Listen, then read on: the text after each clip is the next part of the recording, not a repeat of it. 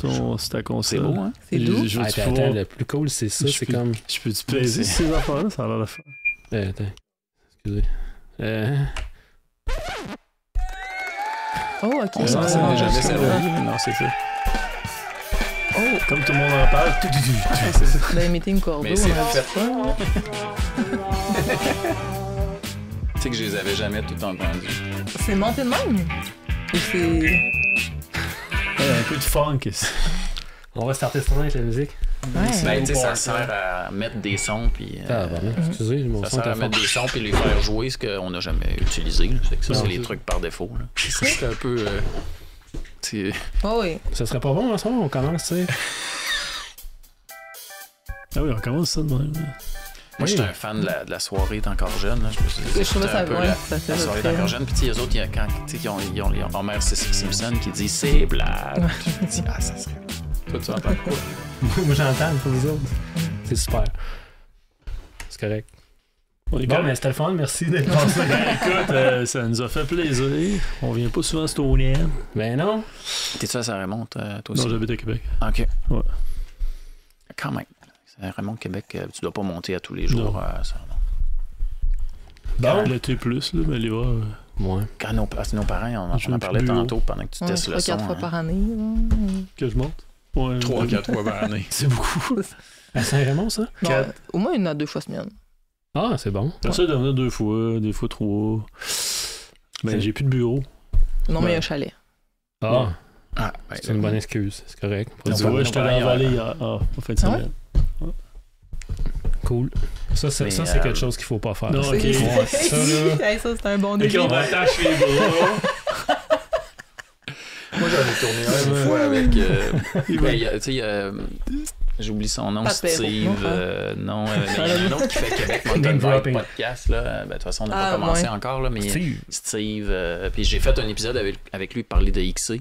Puis à un moment donné, je sais pas, Simon qui était avec moi, qui était l'invité aussi, tu sais, il montre des produits qu'on donnait pour faire tirer, mais là, il déballe ça là, à côté du micro. Ah, ça doit faire du bruit. Puis moi, je focusais juste sur le bruit. Puis j'ai posé l'aller le réécouter par après. Ça m'énervait ben trop. Mais tu sais, déballer. J'ai autour même du pas micro. écouté ce que t'as fait avec lui. Faudrait que j'y aille. Ah, fait un bout. On parlait de XC. Faut que ça intéresse Oh. le monde. Ouais, je sais, ça intéresse pas grand monde. C'est plat. Non, c'est... Ouais, attends, c'est quel des sons là, qui. Au moins, c'est Moi, j'ai fait 25 ans de course de XC jusqu'à l'année passée. C'est ça, hein? Puis, J'ai fait que entendu je suis dans un vraiment dans le monde du XC, moi, là, même que je connais le reste du vélo. Mais tu sais, je suis conscient que c'est pas ce qui est populaire en ce moment, le XC. Mais sûrement, oui, c'est ça, je pense. Va avoir un Ben, autre. tout Ah, revient, mais- mais je sais pas si ça va revenir, là, mais... Ben oui. Mais Regarde, ça a ce qu'ils toujours font, c'est la gardé... même affaire, là, il y a Ouais. 15 ans, 20 ans. Ah oui, là, ça marche. Puis là, ça repartit. Tu sais, c'est des. C'est l'expérience qui parle. Mais vu que c'est un style de vélo, d'après moi, ça reviendra jamais... Ah, ouais, peut-être loin, tu là. le petit guidon. Ben, peut-être pas tu sais, le... hardtail, Non, mais mettons un 120-120 fait pour monter, là. C'est ça, il le va y avoir monde d'autres tripe choses moins, faites là. pour monter, peut-être ça. Peut-être, vélo électrique. Ouais, e-bike, c'est. Ouais, c'est Ça, ça. c'est fait pour monter. Il n'y aura plus de compagnie de vélo. On peut parler de ça, Ouais, si vous ouais, voulez. c'est ça. Ouais, c'est Et vrai. Husky, vous achetez quoi? Spech ou Santa Cruz l'année prochaine? Celui qui Il en va reste survivre. plus, ouais, c'est ça. On va se prendre une compagnie américaine. On va être acheté par les Très États-Unis. cool. Ben oui. En commençant, parce que c'est probablement déjà commencé à votre insu comme ça, on a des partenaires qui nous aident, fait c'est comme le bout publicitaire un peu, là, c'est juste pas préenregistré, Ouais, c'est différent. Premièrement, on est au Gamine. Là, vous le savez déjà maintenant, mais pour les gens qui nous écoutent, que c'est la première fois, ils ne le savent pas. Café Astonam ici qui nous prête le lieu pour l'enregistrement. Fait que petit café sympathique avec bonne bouffe et bon café. C'est un café. Gîte au 2e étage. Fait que j'ai jamais dormi ici. Semblerait-il que c'est superbe. Fait que voilà. Il y a aussi pour les bières qui nous sont fournies Hochelag, Deux Frères, Glutenberg. Puis j'oublie tout le temps une Vox Populi dans la gang. Fait que alcool fourni, vous pouvez vous servir si vous voulez d'ailleurs. Ouais, c'est le moment de choisir Ouais. ce que Ah, vous avez bon, envie. merci. Oui, c'est pas vous autres. Euh, Ben oui, c'est la pas... quantité que vous voulez. On est quel jour, là? On est lundi. On est lundi. Eh bien, merci. Bière Merci. du Vraiment? lundi. West Coast IPA. Moi, je sais ça. Puis vous pouvez l'ouvrir Ah, dans ça, c'est le bon, bruit ça, du la micro, c'est pas petite grave. noix. On Parfait, est habitué. merci. On va y aller avec ça. Ouais, on va. Effet sonore, là, c'est le temps d'enregistrer et de mettre tout le temps un peu.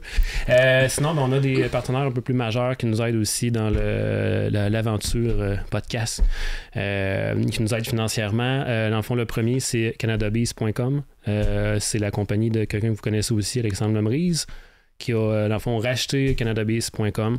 C'est des vêtements qui sont en coton. Tout le coton vient d'une famille au Portugal, dans le fond. Fait que c'est comme construit, fabriqué de manière éthique. Oui, j'ai vu passer ça. Petits vêtements, ouais. Fait que vous irez faire un petit tour, voir ça, canadabeast.com, qui nous aide pour le podcast. Oui.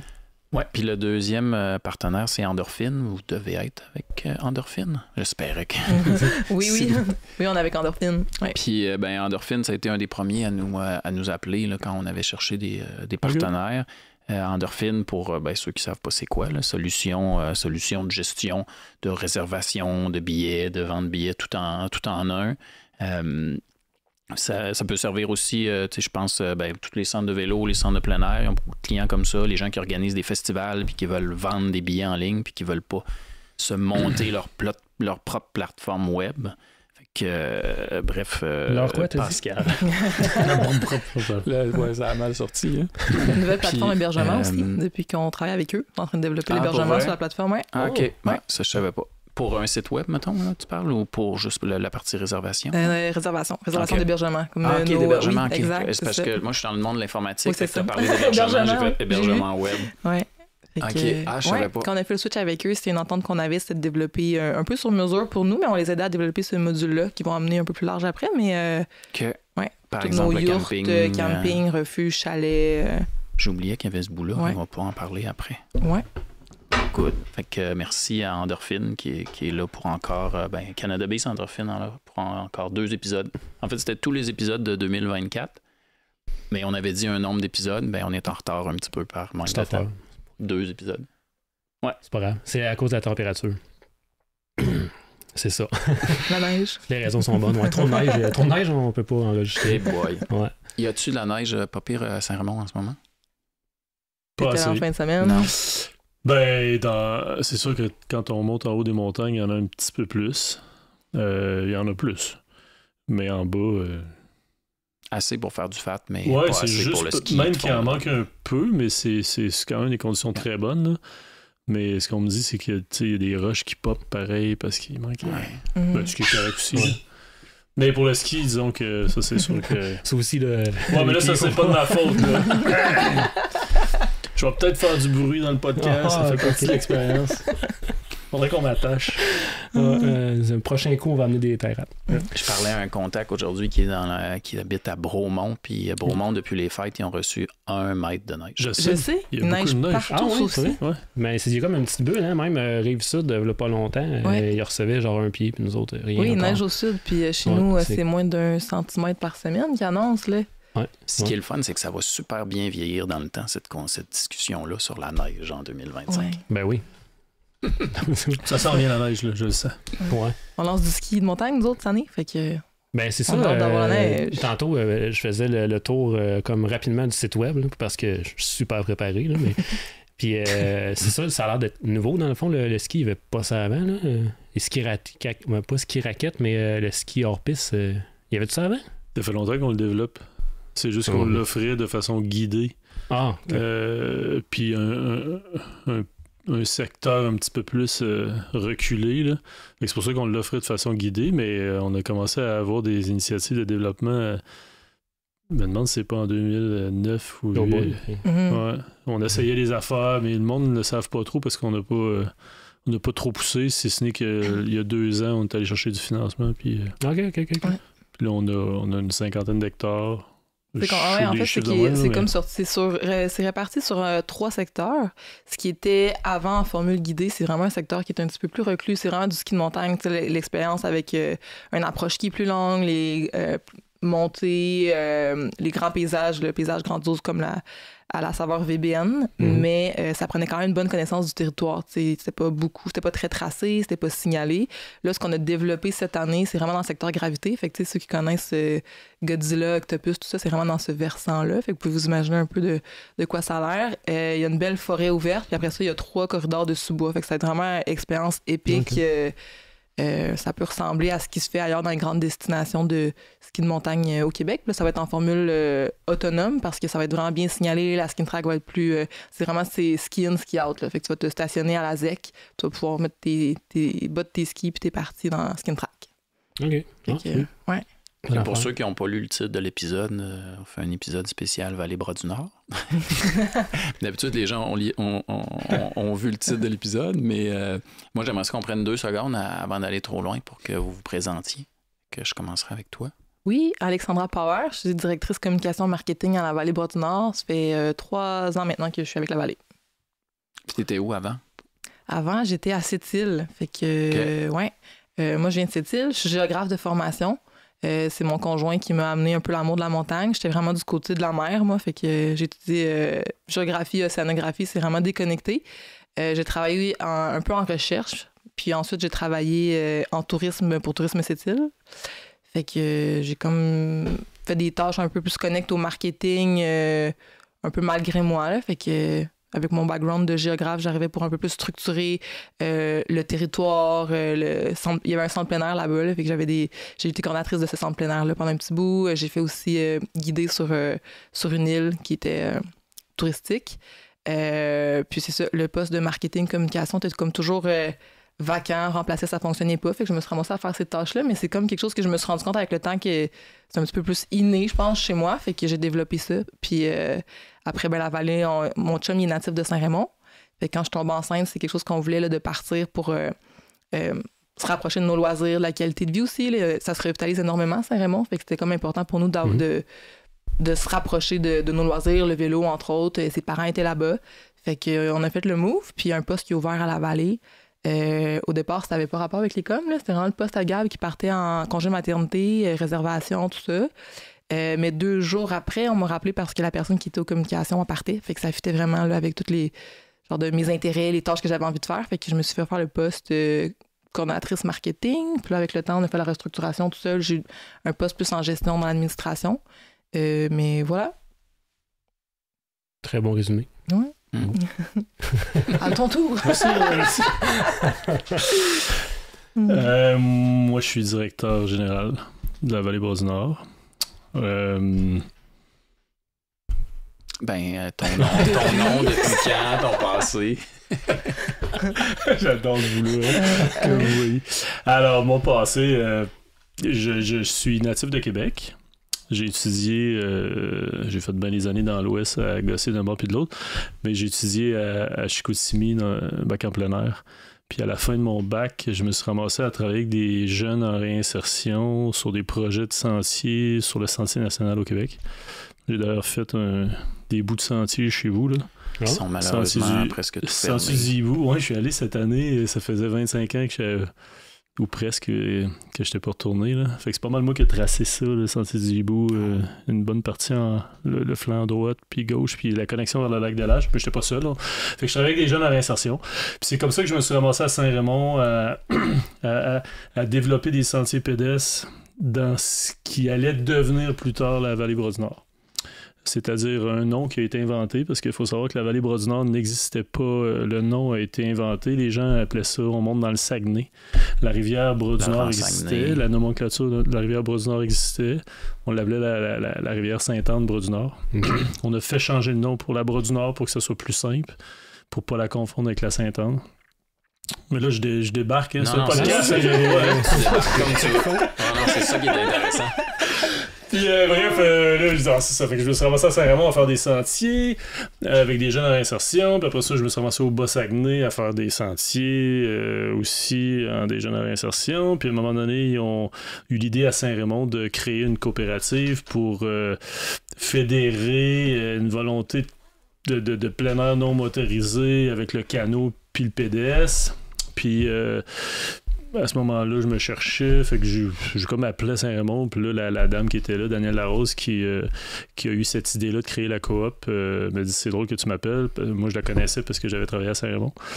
Donc, elle m'a dit « C'est drôle que tu m'appelles parce qu'on est en train de créer une coop, on va avoir besoin d'un directeur, d'un cordeau pour driver ça ». Fait que moi, pour vrai, Saint-Raymond, c'était vraiment pas dans ma vie. Dans ma vision de ma vie. Là. Je me voyais guider au Népal et des belles choses comme ça. Et finalement, je suis allé faire un contrat de 16 semaines. Bon, j'avais déjà travaillé là 9 mois, mais je connaissais quand même bien la ville puis le territoire. Fait que je me suis ramassé là pour un contrat de 16 semaines parce que la coop avait de l'argent juste pour 16 semaines. Puis, un peu comme toi, Alex, dans le fond, je suis arrivé là, puis là, j'ai comme commencé à faire des demandes de subventions, puis commencé à faire de la politique, puis à faire des pitchs de vente, de vision, puis dans le fond, j'avais certains skills à vendre une vision, à vendre une idée. Le monde me suivait, puis là, je me suis mis à engager des gens qui ont resté avec nous pendant longtemps. D'ailleurs, c'est une de nos forces à la coop. Là, on a une shitload de bonnes personnes qui travaillent avec nous depuis très longtemps, 5, 10, 15, 20 ans. Là, puis dans le fond, on co-crée ce territoire-là ensemble, là, cette belle gang-là. Bref, ça a été une aventure qui a commencé par un contrat de 16 semaines. J'ai trouvé de l'argent pour un autre 20 semaines. Puis au début, j'étais comme, je vais être là 16 semaines. Après ça, je vais être là 1 an, je vais être là 2 ans. Je vais faire le premier plan d'affaires. 3 ans, après ça, je vais m'en aller. Mais finalement, ça fait 25 ans bientôt. Là. Ouais. Donc, j'en ai fait des plans d'affaires depuis ce temps-là. Puis c'est un super projet collectif. Le territoire est magnifique. La gang était très cool. Puis il y a plein de défis encore. Il y a toutes sortes d'enjeux. Ça crée des défis.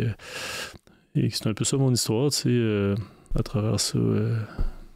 La vie suit son cours, telle une rivière qui coule. Oh. Tu parles d'une coop. Poète à temps partiel. C'est encore une coop aujourd'hui. Qu'est-ce que ça change d'un OBNL ou c'est une entité officielle qui existe au... Je parle de ça. Ah oui, vas-y. C'est pour ça que t'es ici. Non, mais... On fait notre collègue Étienne, qui est directeur adjoint, qui est là depuis presque les tout débuts aussi, on fait souvent des conférences, des témoignages, on est amené à partager notre expertise puis notre dans le fond notre vécu en termes de gestionnaire d'une coopérative. Une coop, la plus grande force selon moi, c'est le sentiment d'appartenance. Puis encore là, ça dépend tout le temps des dirigeants, comment ils la véhiculent. Est-ce qu'on est parfait là-dessus? Je ne pense pas. Je pense qu'on peut encore s'améliorer, mais je pense qu'on est quand même pas pire. Fait que le staff, nos employés, ils travaillent pour nous, mais ils travaillent pour leur coop. Fait qu'il y a un sentiment d'appartenance, il y a une imputabilité, un petit peu plus peut-être, un empowerment, mais que tu peux avoir quand même dans un OBNL. Ça dépend, dans le fond, je pense, du type de gestionnaire qui est en place. La culture d'entreprise. La culture d'entreprise. Mais il y a quelque chose, d'une fierté au niveau de la coopérative. Une coopérative, ça peut amener, comme un OBNL, mais ça peut amener différents acteurs au sein d'une même organisation. Dans notre cas, c'est une coop de solidarité. Ça ferait très solidarité, mais une coop de solidarité, c'est 3 types de membres que tu peux amancher comme tu veux. Dans notre cas, on a des travailleurs, on a des résidents qui nous donnent des droits de passage, essentiellement, et des entreprises qui offrent des services touristiques. Donc, avec le temps, on en a eu plusieurs types, puis avec le temps, on a focusé sur des entreprises qui donnent des services d'hébergement, donc des chalets locatifs. Il y a déjà eu des auberges, un hôtel, l'hôtel Roquemont, où est situé notre bureau. Et des entreprises qui offrent des activités de plein air. Donc, Canyoning, c'est un producteur privé. La Via Ferrata, c'est Aventurex, qui a différentes Via Ferrata au Québec. Là. Okay. Donc, c'est un peu ça. Fait que notre coop, c'est une espèce de patente avec 3 types de membres qui siègent sur le CA selon un ratio. Puis, il y a un sentiment d'appartenance qui est là. Un OBNL, c'est un petit peu plus flexible en termes de gouvernance. Là, je ne rentre pas dans les trucs techniques. Là. C'est plus facile à intégrer ou sortir du monde. C'est très bien aussi. Ça aurait pu être une OBNL, la Vallée-Bras-du-Nord. Le fait que ça soit une coop amène... premièrement, on s'est fait connaître beaucoup les premières années. Avant tout, par notre modèle qui était quand même novateur au Québec. Là. Il n'y a pas grand monde. En fait, il y a personne qui avait un modèle comme ça de développement d'un territoire écotouristique par une coopérative. Fait qu'on se faisait connaître beaucoup, on a gagné des prix, puis ça nous amenait à pouvoir lever des fonds pour pouvoir toujours développer le territoire pour ultimement qu'il soit périn puis qu'on ait des activités le fun pour qu'on tripe nous autres puis les clients aussi. Là. Donc, je vous dirais qu'en résumé, c'est un peu ça. Il y a des forces et des faiblesses dans chacun des modèles, mais ça aurait pu être une OBNL. Mais le fait que c'est ça, qu'on shinait beaucoup comme modèle coopératif, ça serait drôle de revenir en arrière. C'est pas ce qu'on souhaite non plus. Mais la loi sur les coopératives est un petit peu plus complexe que les OBNL. Des fois, on a des petits enjeux à ce niveau-là, là, mais ça, ça fait partie des organisations. Là. L'équipe de un peu, on va dire, gestionnaire ou puis le nombre d'employés que vous avez, ça ressemble à quoi après, votre genre de structure? Là, il y a le CA aussi qui est là. Il y a un CA pour la coop aussi. Ouais, une coop, il y a tout le temps une assemblée générale, donc des membres, une quarantaine de membres, qui nomment lors de l'assemblée générale un conseil d'administration. Notre CA, nous autres, il est de 11 personnes. Puis après ça, le CA nomme un directeur général qui, après ça, lui... Ça, c'est la loi sur les coops. Toutes les coops sont séparées. Le directeur général, après ça, a tous les pouvoirs qui sont donnés par le conseil d'administration pour embaucher. Puis notre équipe, je vais te laisser un peu expliquer. Une équipe une équipe d'administration qui est là plus permanente à l'année. Ouais. On a vraiment dans l'administration, dans une équipe de direction. Fait que ça, on est 5 présentement. On vient de faire une grosse restructuration, là, mais il faut comprendre que la coop, c'est quand même une très grosse bibite, fait que ça prend quand même beaucoup de gens pour gérer ça. On a tellement d'activités différentes puis gros de territoires que il y a Fred qui est directeur général, il y a Étienne Beaumont qu'on connaît beaucoup pour les projets En Marche, beaucoup le visage de la vallée qu'on voit passer là, sur les réseaux. Donc il est avec En Marche et directeur adjoint de la coop. Gabrielle Robert-Godette qui est avec nous comme directrice opération. On a une directrice finance aussi, Sarah Maude, parce que c'est très complexe, tout ce qui est relié aux subventions, tout ça. Administration des finances. Puis il y a moi qui est à la direction aussi avec communication marketing. Ensuite, on a une équipe de coordo là, qui est assez solide aussi. Là, des gars travaillent sur l'équipe sentier. On a une équipe ménage aussi qui est là permanente à l'année. Infrastructure, tous les bâtiments. Fait que ça, dans la permanence, mettons, je pense... après ça, il y a des gens aux accueils et tout ça. Je pense que tu as fait un bon topo. Ça peut ressembler à ça. Là. Une personne flottante là, qui peut faire un peu de mécanique, fat bike, tout ça qui est avec nous aussi. Temps partiel, mais ça doit ressembler à peu près à une quinzaine d'employés à l'année. Puis on doit monter autour de 60 là, en haute saison l'été. Là. Tu parlais justement du projet En Marche. Là. C'est pas un projet que je connais beaucoup, mais ça a l'air bien comme projet. Là. Je sais pas si vous en parler un peu plus. C'est parti de où? Depuis quand vous faites ça? Depuis les tout débuts. Comme je disais, moi j'ai commencé sur des projets d'insertion, mais c'était des projets qui étaient différents. Les jeunes à ce moment-là, c'est toujours des jeunes de 16 à 30 ans, mais essentiellement 18 à 25, mettons, étaient moins... je dirais pas problématique, moins poqué en bon français. Là. Aujourd'hui, le marché du travail est tellement... Il faut se rappeler qu'il y a 20 ans, quand on se cherchait un job il y a 20 ans, on était content d'avoir un job. Là, puis, fait que les projets qu'on avait, que moi j'ai piloté les 3 années, dont un à Saint-Raymond, c'était des jeunes qui avaient juste pas de job, sauf 2 ou 3 là, qui avaient des enjeux de judiciarisation ou de toxicomanie, puis tous les jeunes ont ce type de problème-là, mais on en avait quelques-uns, mais pas autant qu'aujourd'hui. Donc aujourd'hui, puis là, le projet, donc, c'est qu'à un moment donné, moi je connaissais ces projets-là, je tripais à faire des sentiers. Avant tout, moi je dis souvent avec Étienne, on est des créateurs de sentiers. Moi je crée plus de sentiers là, en fait, là, mais je veux dire, je vais toujours triper à créer des sentiers. Et vous le savez, là, c'est le fun, c'est comme une œuvre, c'est collectif, ça reste. Fait que c'est un super médium. Pas rien que ça pogne le bénévolat au Sentier du Moulin, puis chez vous à 47. Le monde aime ça faire des sentiers, mais les jeunes, des fois, c'est comme première expérience de travail ou comme expérience de travail significative où ça donne du sens. Ils font quelque chose qui est concret, qui reste, c'est pour les générations futures, là, si c'est bien géré. Là. Puis c'est un travail qui est en forêt avec tout ce qui vient avec le travail en forêt. Là, les apprentissages de comment t'habiller, comment te nourrir, la forme physique qui commence à arriver, puis tout ça. Fait que, bref, quand on a commencé à développer le Bras du Nord, évidemment, je cherchais de l'argent. Là, c'est pas compliqué. Là, il fallait développer ce parc-là. Puis à un moment donné, les enveloppes ont arrêté. J'étais allé en chercher d'autres pour continuer ça. Puis c'est là que j'ai rencontré Étienne. Puis que tranquillement, je l'ai mis sur des projets de réinsertion. Puis c'est vraiment la personne à la bonne place. Là. On parle d'une personne qui a beaucoup de talent avec cette clientèle-là, puis qui trippe à faire des sentiers. Fait qu'il fait ça depuis 20 ans. Les chiffres, peu importe, là, c'est peut-être un peu moins ou plus. Là. Puis ça s'est beaucoup structuré donc depuis 20 ans qu'on pilote ces projets de réinsertion-là. Les jeunes sont chez nous pendant 6 mois ou à peu près. C'est un travail.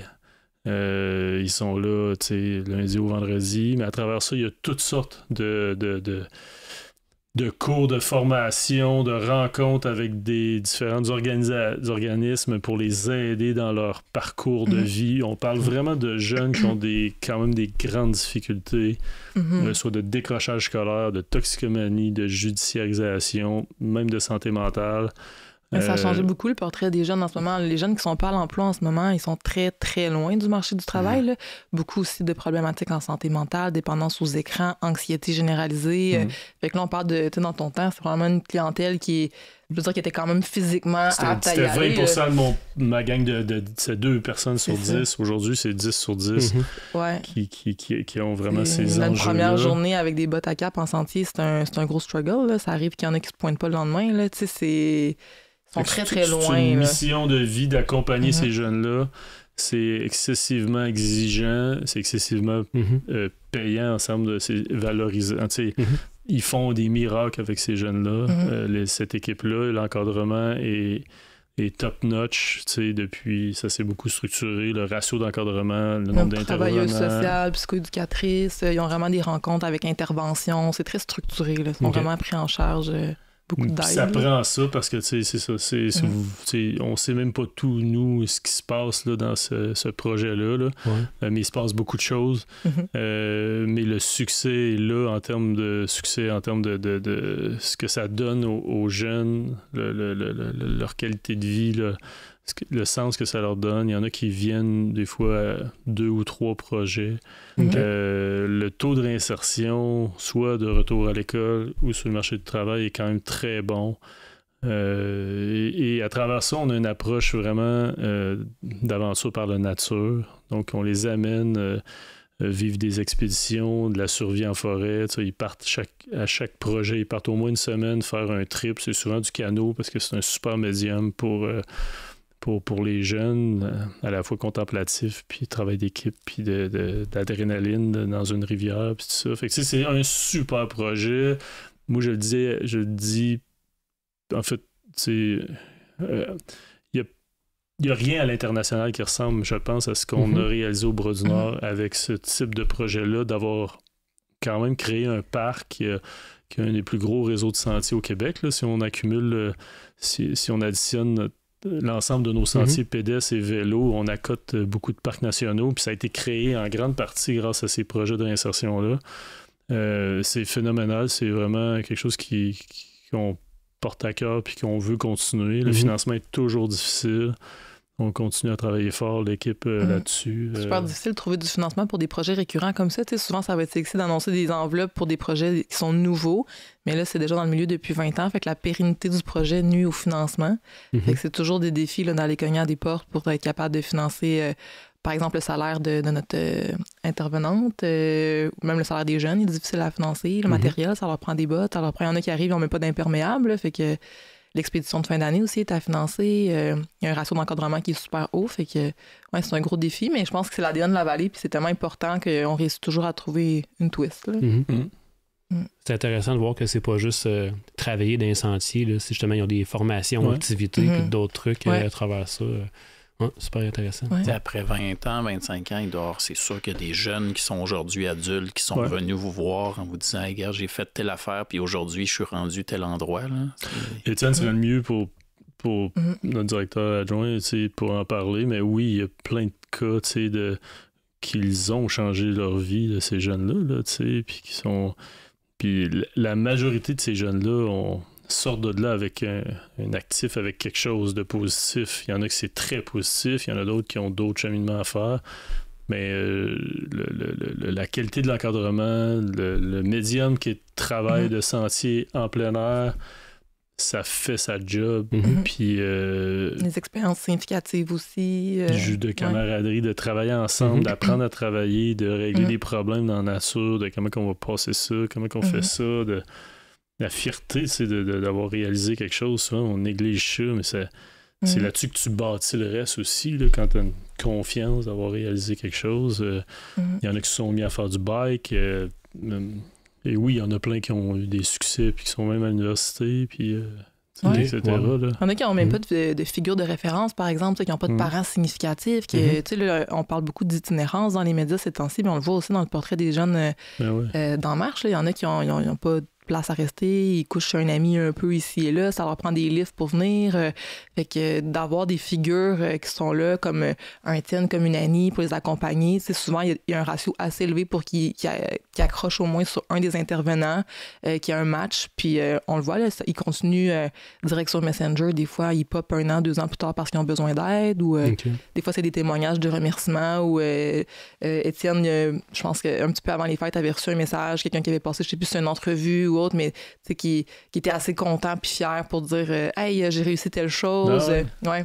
Fait qu'il y a encore un contact qui demeure avec ces jeunes-là. OK. Ouais. Ça doit être vraiment trippant d'avoir ça par après. Oui, vraiment, c'est super touchant. Ça a commencé par le pédestre au début, ce programme-là. Sont-tu intégrés dans le programme du vélo aujourd'hui? Oui, parce que on a eu 2 grandes phases dans le développement du territoire du parc qui est devenu la Vallée-Brosse-Nord. De 2000 à 2009 à peu près, on a intensivement développé le pédestre, à peu près une 80 km de sentier avec 8 refuges, beaucoup associés au Sentier national, qui est un sentier linéaire, en tout cas de façon marketing. Et à partir de 2007 ou 2008, là, on a commencé à être teasé à développer le vélo de montagne. Puis de 2007 ou 2008 à peu près, il y a eu une transition. Mais mettons, à partir de 2009, on a comme arrêté de développer le pédestre. Puis là, de 2009 à 2020, on continue à développer. Là. On a développé le bike de montagne. C'est juste qu'on est revenu à développer le pédestre un petit peu avant COVID, où sans redévelopper, on est allé revisiter nos sentiers parce qu'on a appris plein de techniques aussi. En développant du vélo de montagne, on a appris un peu plus certaines techniques d'aménagement de sentiers. Puis, c'est important de revisiter nos sentiers. Mettre ça à jour un peu. Donc, pour répondre à ta question, oui, ces jeunes-là, à partir de 2009, ils ont essentiellement travaillé sur le développement de notre réseau de sentiers de vélo de montagne, tout en aidant à l'entretien des deux réseaux. Là. Oui, ils sont vraiment à travers nos équipes, là, dans le planning sentier, ou bien que ce soit du développement, d'aller plaquer, par exemple, quand on a ouvert le bike park, d'aller faire de la revégétalisation, mais ils sont inclus dans la séquence d'entretien puis de développement, là, dans le planning de la semaine. OK, en marche, on aurait besoin de tant de personnes pour aller aider à faire du ménage au camping ou des corvées bois de chauffage ou autre. Là, fait qu'ils sont vraiment inclus dans notre planning d'entretien-développement. C'est des jeunes... Tu juste comme mettons la région proche Saint-Raymond ou plus large un peu? Vraiment? Oui, vraiment Saint-Raymond. Je sais que dans les dernières années, c'est ça, comme je vous dis, des jeunes qui sont éloignés du marché de l'emploi sont de plus en plus difficiles à trouver. Fait qu'on a agrandi un tout petit peu, mais c'est toujours un défi parce que, comme je vous dis, on n'a pas toujours des voitures. Des fois, c'est vraiment problématique au niveau du déplacement. Au niveau du financement aussi, fait qu'on peut pas jouer dans des tables où il y a déjà des programmes. Souvent, on va aller chercher un programme où ils vont vraiment couvrir un territoire qui est un peu plus petit ou qui va être vraiment fait que dans Port-Neuf, majoritairement. Qu'est-ce que je m'en allais... On a parlé, parlé surtout d'entretien. L'entretien du pédestre, là. C'est sûr que ça n'a rien à voir avec l'entretien du vélo de montagne. Mais j'imagine qu'il y a un minimum d'entretien. Tantôt, tu parlais de la boucle de la station. Tu serais dû venir faire un tour ici. Là. Magané, la je suis allé, puis effectivement, je l'ai trouvé magané.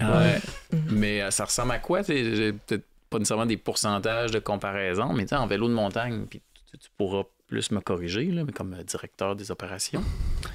Mais un sentier, c'est presque à refaire à 100% après 3, 4, 5 ans, mettons. Là, c'est à peu près ça. Peut-être aux 5 ans. Des gros travaux aux 5 ans. C'est ça, il est presque. C'est des gros travaux, mais au final, c'est le même temps que refaire le sentier. Ouais.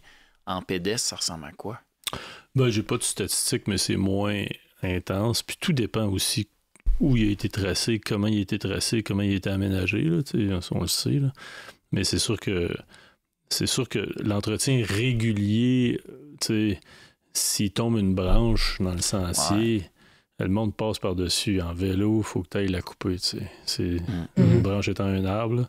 Bon, c'est sûr qu'on a des fois des chablis, puis les changements climatiques font qu'on a de plus en plus de coupe-vent, puis des fois, il faut faire des grosses virées de chainsaw, là, comme vous avez vécu l'année passée.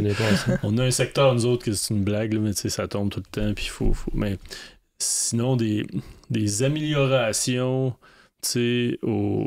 d'enlever des sections humides, tout ça, il y en a tout le temps, mais c'est sûr que si...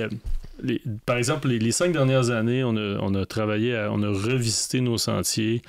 Mais dans le fond, tout ce qu'on a revisité, quand j'y pense, puis j'étais là pas mal dans tous les kilomètres de sentiers, là, il avait été mal tracé, où on a pris un ancien chemin, fait que là, on l'a refait cette année.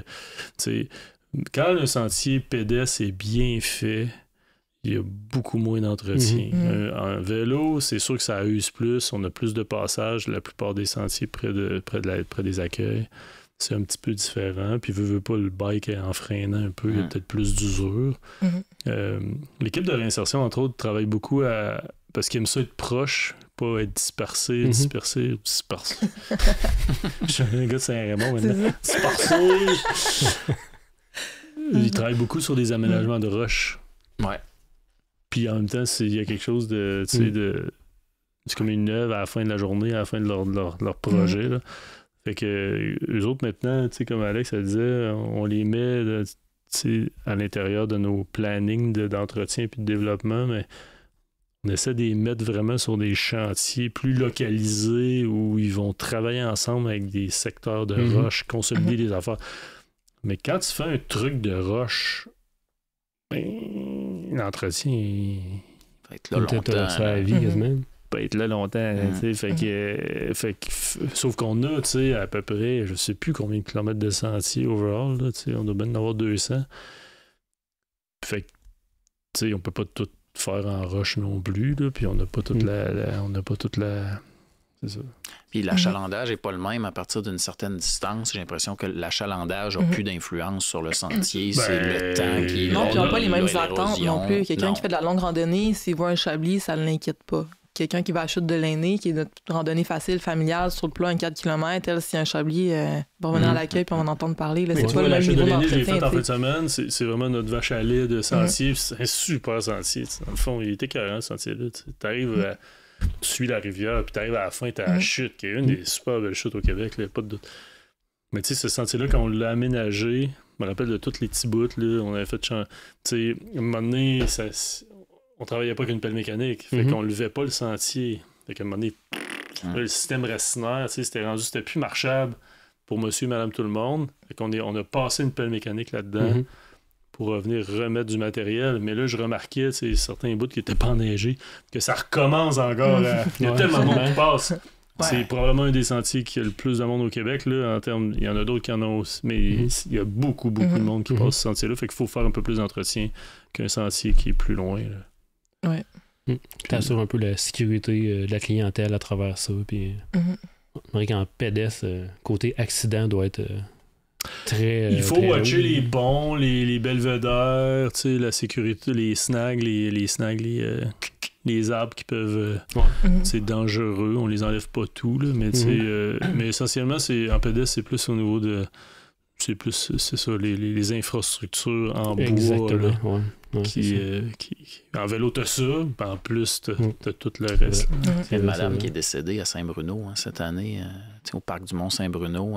C'est un arbre. Hein? C'est un arbre, oui. Sentier familial très large. C'est mais ça, shit happens, là, mais... C'est ça, tu peux pas... pas toutes les voir. Non, ça peut être juste une branche d'un merisier, tu sais. Non. Mais tu sais... on fait des efforts. Le pire, à chaque année, on essaie d'en enlever. Puis on se rend compte aussi que t'as plus de risques à envoyer tes équipes, couper des chablis, des armoires puis des gogos qui tombent un peu plus naturellement. Tu sais, quand il y a des vents, des choses comme ça, t'as, en fait, on va dire moins de monde en sentier durant une tempête, naturellement. Mais au final, t'as plus de chances de blesser du monde en allant envoyer ton monde couper des trucs. On a un qui a reçu un arbre à peu près ça de gros sur la tête. Il était en commo. Quelque chose de quand même assez grave pendant longtemps. Là, puis c'était quelque chose de niaiserie. Là, mais c'était en travaillant. Fait que non, c'est ça. Parlant d'accident, comment s'est passée la gestion Johan Barelli avec la Vallée Bras du Nord? Moi, j'étais là. C'est super. On souhaite pas ça à personne, on s'entend, là, vraiment pas. Puis, c'était quand même loin, non? Ouais, mais ça pouvait, dans les circonstances, ça aurait pas pu mieux aller. On était vraiment, vraiment chanceux dans le sens où ça, c'est une équipe qui venait avec l'Alliance Québec Vélo de montagne, un projet avec De Vinci. De Vinci, il y avait leur équipe sur place qui était autonome, prêt à partir en sentier. Mais comme c'était avec l'Alliance, moi, on avait déjà prévu un guide avec eux, puis qu'on avait quelqu'un de notre équipe avec eux. Moi, j'étais sur place cette journée-là.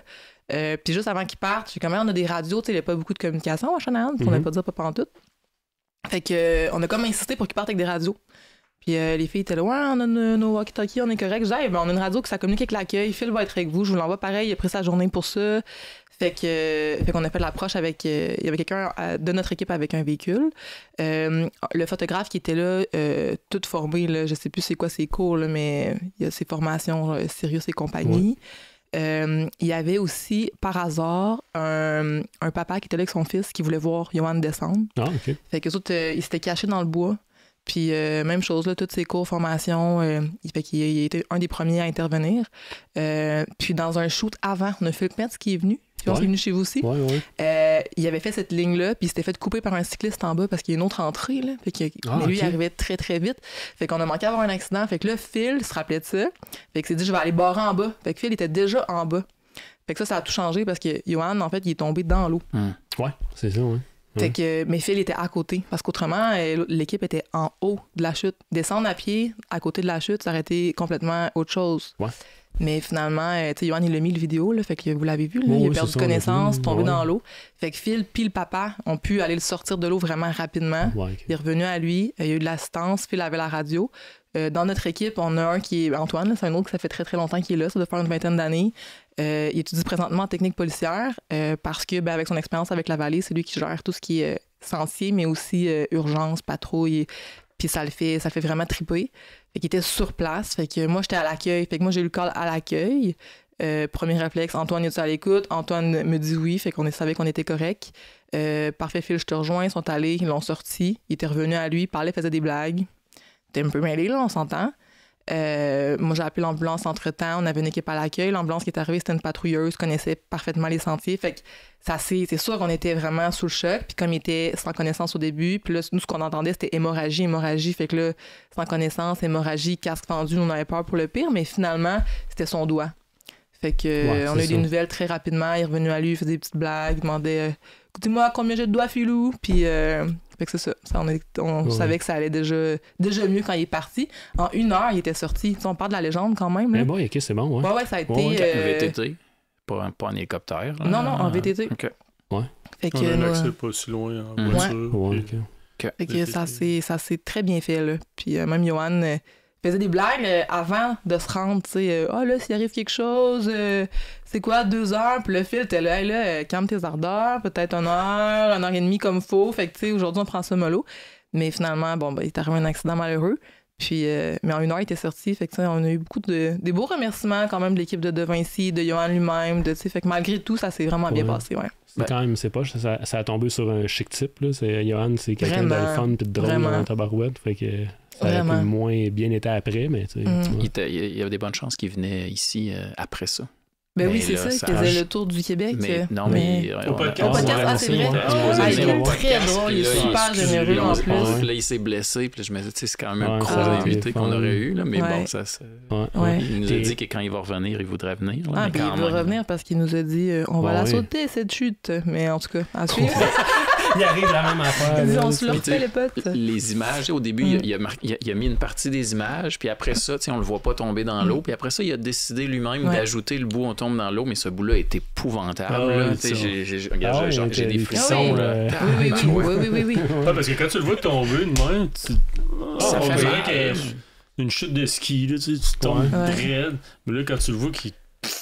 Une chance qu'il est tombé sur le pont de bois. Oui. Une chance qu'il est tombé sur le pont de bois. C'est pas le bois qui absorbe. Puis, tu sais, on n'est pas à l'abri. Sa chute est quand même banale, mais elle est tellement vite que ça fait mal. Parce que quand tu le regardes, il était pas en train de sauter un cap de 12. Non, lui, il avait une ligne en tête, puis c'est pas la ligne. On s'entend, les gens qui viennent chez nous, ils font pas cette ligne-là. Il y avait une ligne en tête. En fait, il voulait gaper la chute. Yoann Barrelli n'y arrive pas, fait que s'il vous plaît, tout le monde à l'écoute, ne pas faire à la maison. On fait pas personne qui gappe la chute chez nous.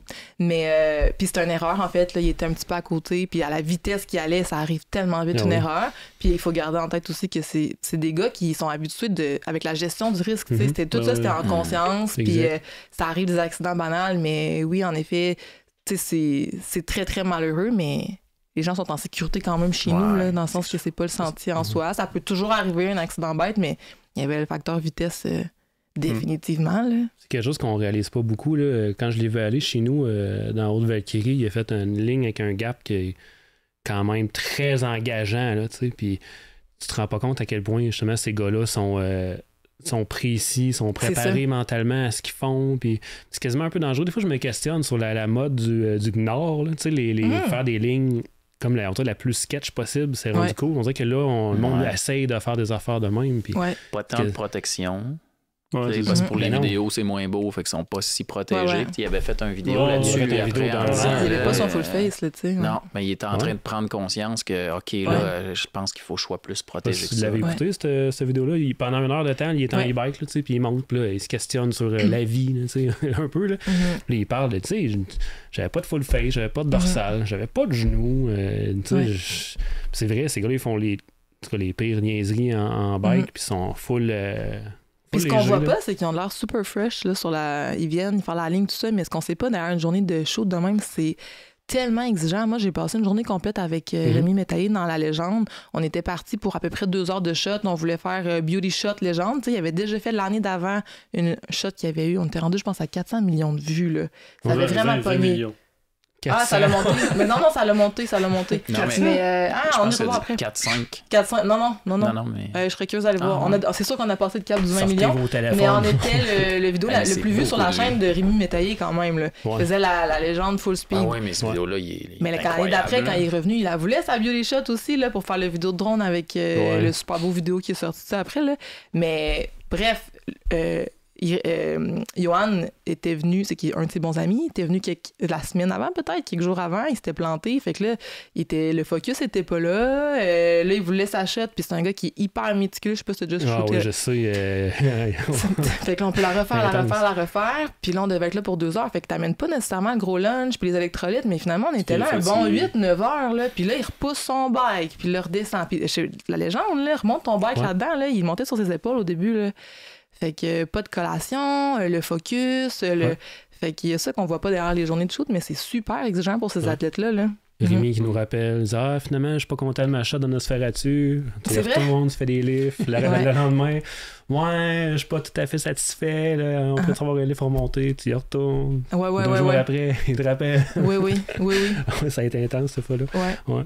Mais c'est quand même. Tu vois qu'il essaie de contrôler son image puis de rendre ça le plus propre possible. Puis c'est une des raisons pour laquelle il y a une chaîne aussi populaire. C'est probablement celui qui fait le... Ton propos, c'est que dans le fond... c'est que dans le fond, on pense que c'était un one-shot deal. Avec un dîner puis un souper puis des flashlights, là, tu sais. Mais on pensait qu'on partait pour jusqu'à 10h le matin, tu sais. Mais ces gars-là, ils font, refont. Puis des run-ins, ils en font, là. C'est long, là, les shoots. Fait que ils la regardent la ligne puis ils prennent connaissance puis... C'est pas leur première descente. Là. De là, le danger que nous autres, on regarde des lignes, on dit ça a l'air ça passe. Sketch, c'est ça, ça passe. Puis... non. Ils savent exactement à quelle vitesse ils vont la faire, puis ils l'ont répété l'entrée. En tout cas, ça a fait une grosse publicité quand même, je pense, pour la vallée, là, cette vidéo-là. Au moins du crash, c'est niaiseux, mais il a spiné, puis il a spiné. Ça n'a pas fait une mauvaise publicité, là, je pense pas que... C'est pas un crash qui est... Non, je pense puis pas. Rapidement, il y a comme... moi, ça me préoccupait. Là, au début, j'étais là, pourquoi il a mis ça? Mais la manière qu'il l'a mis, puis après ça, ses commentaires, puis ce qui répondait aux gens, c'était clair qu'on avait fait une bonne job, puis que le monde comprenait, ou c'est vous autres m'avez dit. Les gens comprennent que c'est des athlètes de pointe. Puis une bonne gestion aussi derrière ça. De Vinci, on se parlait, les filles venaient de sortir du bois, puis on était déjà au téléphone avec une espèce de stratégie parce que là, il faut qu'il annule le lendemain. Il était à Sentier du Moulin à aller rouler avec des gens. Fait que, on n'avait pas le choix d'aller de l'avant, puis d'être super transparent, puis upfront avec ça. Puis je pense que ça nous a pas nuit. On était chanceux parce qu'on a bien réagi, toutes les équipes étaient en place. Il y avait un peu d'hasard aussi à travers ça, mais quand même, c'est sur des bonnes lignes côté sécurité puis évacuation, mais on sait jamais qu'est-ce qui aurait pu... Un truc qui aurait pu... Tu sais, si Phil n'avait pas été en bas, là, ou qu'il n'avait pas été avec eux, ça aurait pu être autrement. C'est ça. Fait qu'on était vraiment chanceux dans tout ça. Mais je pense que les gens sont pas conscients à quel point aussi dans les centres, il y a des protocoles aussi. Là, tout ce qui est premiers soins, évacuation, les gens en place, les formations.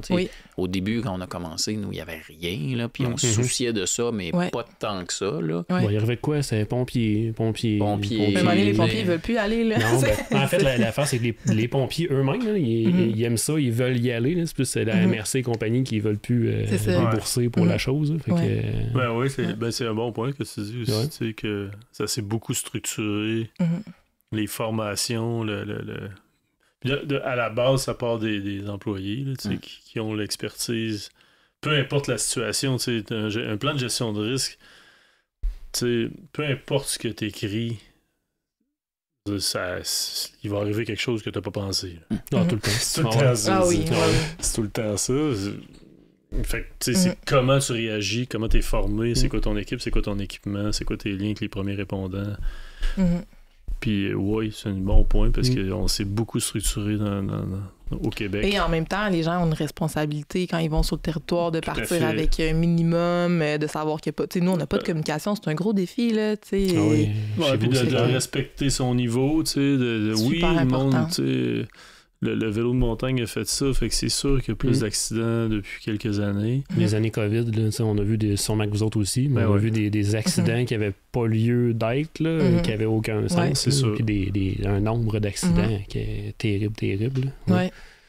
Mais c'est sûr que vous n'avez plus à 47, là, en façon générale.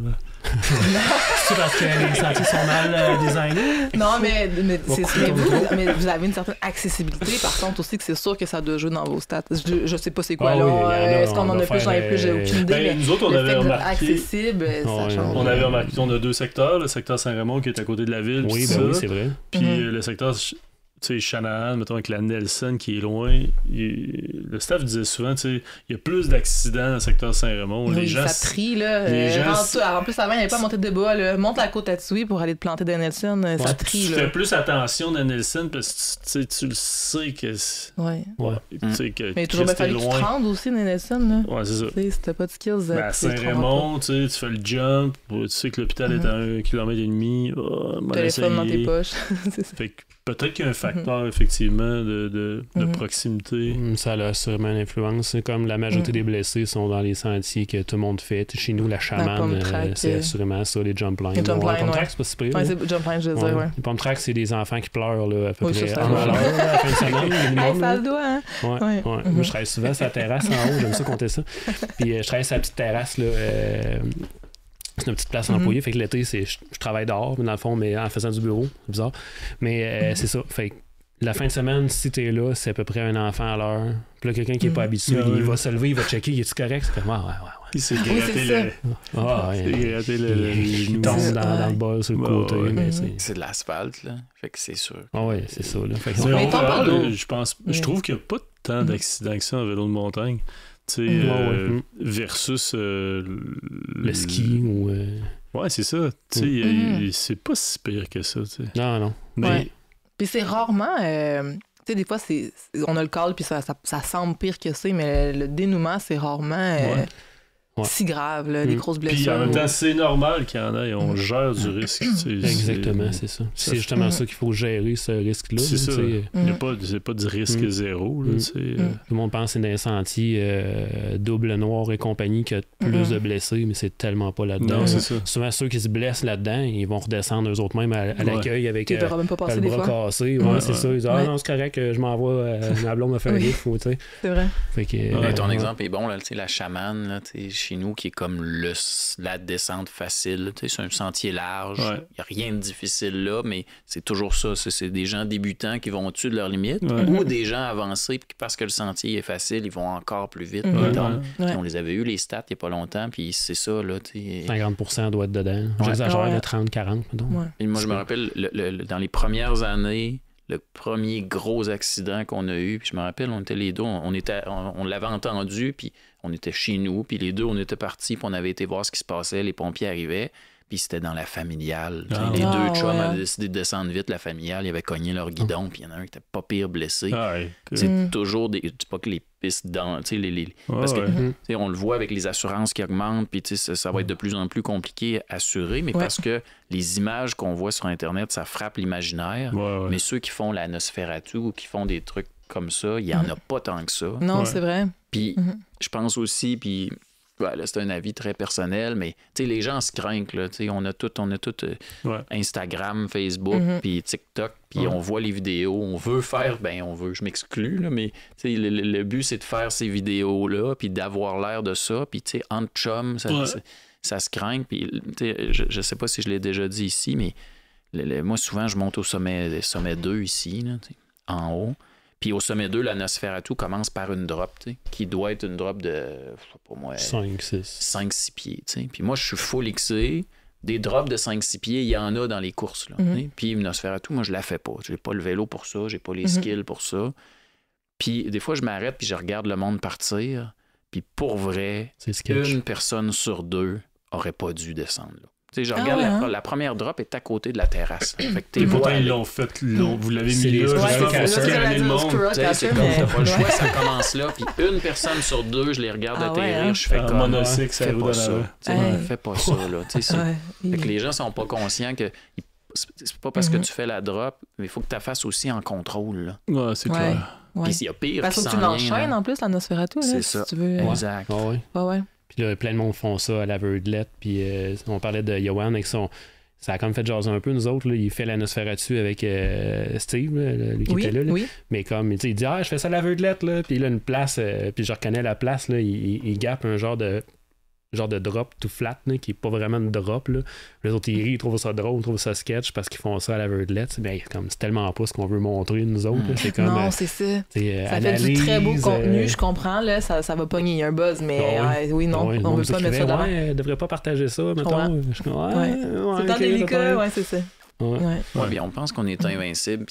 Dans la région de Québec, dans les 2 dernières années, il y a 2 paraplégiques là, en vélo de montagne. Puis c'est pas arrivé chez nous, là, puis c'est même arrivé ailleurs, là, mais puis des accidents quand même bénins. Là, puis juste ça fait réfléchir que tu fais comme tabarouette. On n'est pas loin de ça avec plein de chutes. Là. À un moment donné aussi, peut-être le fait qu'on vieillit puis qu'on est plus conscient de ça. Le sport d'enduro, disons ici, ou c'est moins de la descente, mais ça l'est pareil. C'est la courbe de progression de la clientèle s'améliore aussi. Fait que j'ai tendance à penser que c'est aussi une phase, je pense, dans l'évolution du sport au Québec. Là. On a plus d'infrastructure aussi, je trouve, pour progresser. Moi, quand j'ai commencé le bike, là, c'était avant la COVID, tu recules d'à peu près 10 ans. Là, moi, il y avait peu de filles en sentier. Il y avait peu de débutants en sentier. Il y avait peu de sentiers débutants. Puis si je faisais une drop, elle avait 5-6 pieds. Il n'y avait pas de drop d'1,5 pied, 2 pieds. Puis j'arrêtais pas de dire ça à mon chum. Puis les chicken pass, c'était rien. C'était un roller. Puis il n'y avait pas de place pour progresser, alors que maintenant, dans la région de Québec, là, c'est fou comment il y a de l'espace pour progresser, il y a des sentiers pour progresser, des zones d'apprentissage, beaucoup d'écoles aussi, de coaching. C'est quelqu'un qui veut s'initier en sécurité, en vélo. Là, les infrastructures sont là maintenant. Là, depuis un bon 5 ans, là, je pense que le boom de la COVID a accéléré ça. Mais il y a des belles initiatives au Québec en ce moment pour progresser en sécurité, par exemple. C'est vrai. Puis de voir comment les jeunes se développent aussi. Comme je dis des fois, on fait des trails pour notre niveau en ce moment, mais on fait pas de trails pour le niveau des kids qui ont 10 ans, qui font déjà des Nosferatu, puis des Godzilla dans les airs. C'est comme eux autres dans 10 ans, c'est quoi qu'ils vont faire, là, tu sais. Ouais. Ben, il va probablement avoir une stagnation à un moment donné, là, parce que... Faut pas croire qu'il n'y a pas de limite sans arrêt, ça va. C'est sans arrêt. Non, mais je pense pas, là. À un moment donné, il y a une limite à... Tu sais, c'est comme le 100 mètres, là. Tu peux pas, à un moment donné, penser que quelqu'un va le faire en 6 secondes, là. Tu sais, il y a une limite au corps humain, là, tu sais. Moi, je pense qu'on... puis il y a des il va peut-être avoir de plus en plus de monde qui vont être capables de faire ce type de trail-là. Peut-être un petit peu encore de passe-passe, mais tu sais, à un moment donné, c'est comme si tu l'échappes, tu meurs. Tu sais, il y a une limite. Mais est-ce que c'est quelque chose à quoi vous pensez? Moi, la réflexion m'est venue il n'y a pas si longtemps, mais de me dire justement, tu sais, des fois, dans les montées, tu sais, beaucoup de montées qui sont plus gnarly ou qu'avant c'était un peu plus puriste là, de dire quand tu fais du enduro tu montes puis ça passe là. Maintenant les montées sont un petit peu plus accessibles, mais de se dire que maintenant même dans les sentiers noirs, il y a des roues de 20 pouces qui passent là, 20, 24, qui vont avoir de plus en plus, fait que de se dire puis des fois il y avait des gars en sentier qui me disaient c'est pas comme s'il y avait des 20 pouces qui faisaient cette trail là, puis de dire des entrées, sorties de passerelles, des choses comme ça. En tout cas, nous autres, on commence à y penser, là, autant dans les montées, dans des descentes. Ils sortent un Reaper 20 pouces là, cette année. Là. On est rendu là. Mais, à suivre. Mais oui, il faut quand même y penser, ça, c'est vrai. Là.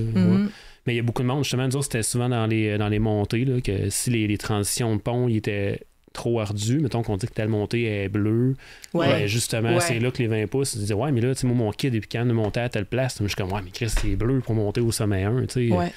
Mais là, c'est vrai, les 20 pouces se rendent là pour aller faire, exemple, à Chaman chez nous, parce qu'ils peuvent, ça, tu sais, c'est... Mais il faut y penser. Puis là, c'est mon passé XC qui vont encore parler, mais moi, ce que je trouve malheureux dans le vélo d'aujourd'hui, c'est que des montées difficiles, ça n'existe plus. On a rendu les montées faciles, puis c'est correct parce que si les gens recherchent ça, on le fera pas absolument, mais le vélo d'il y a 25-30 ans, qui était plus tout le monde faisait un genre de XC, c'était le fun de monter puis d'avoir de la misère, puis de mettre le pied à terre, puis de dire je vais me reprendre pour essayer.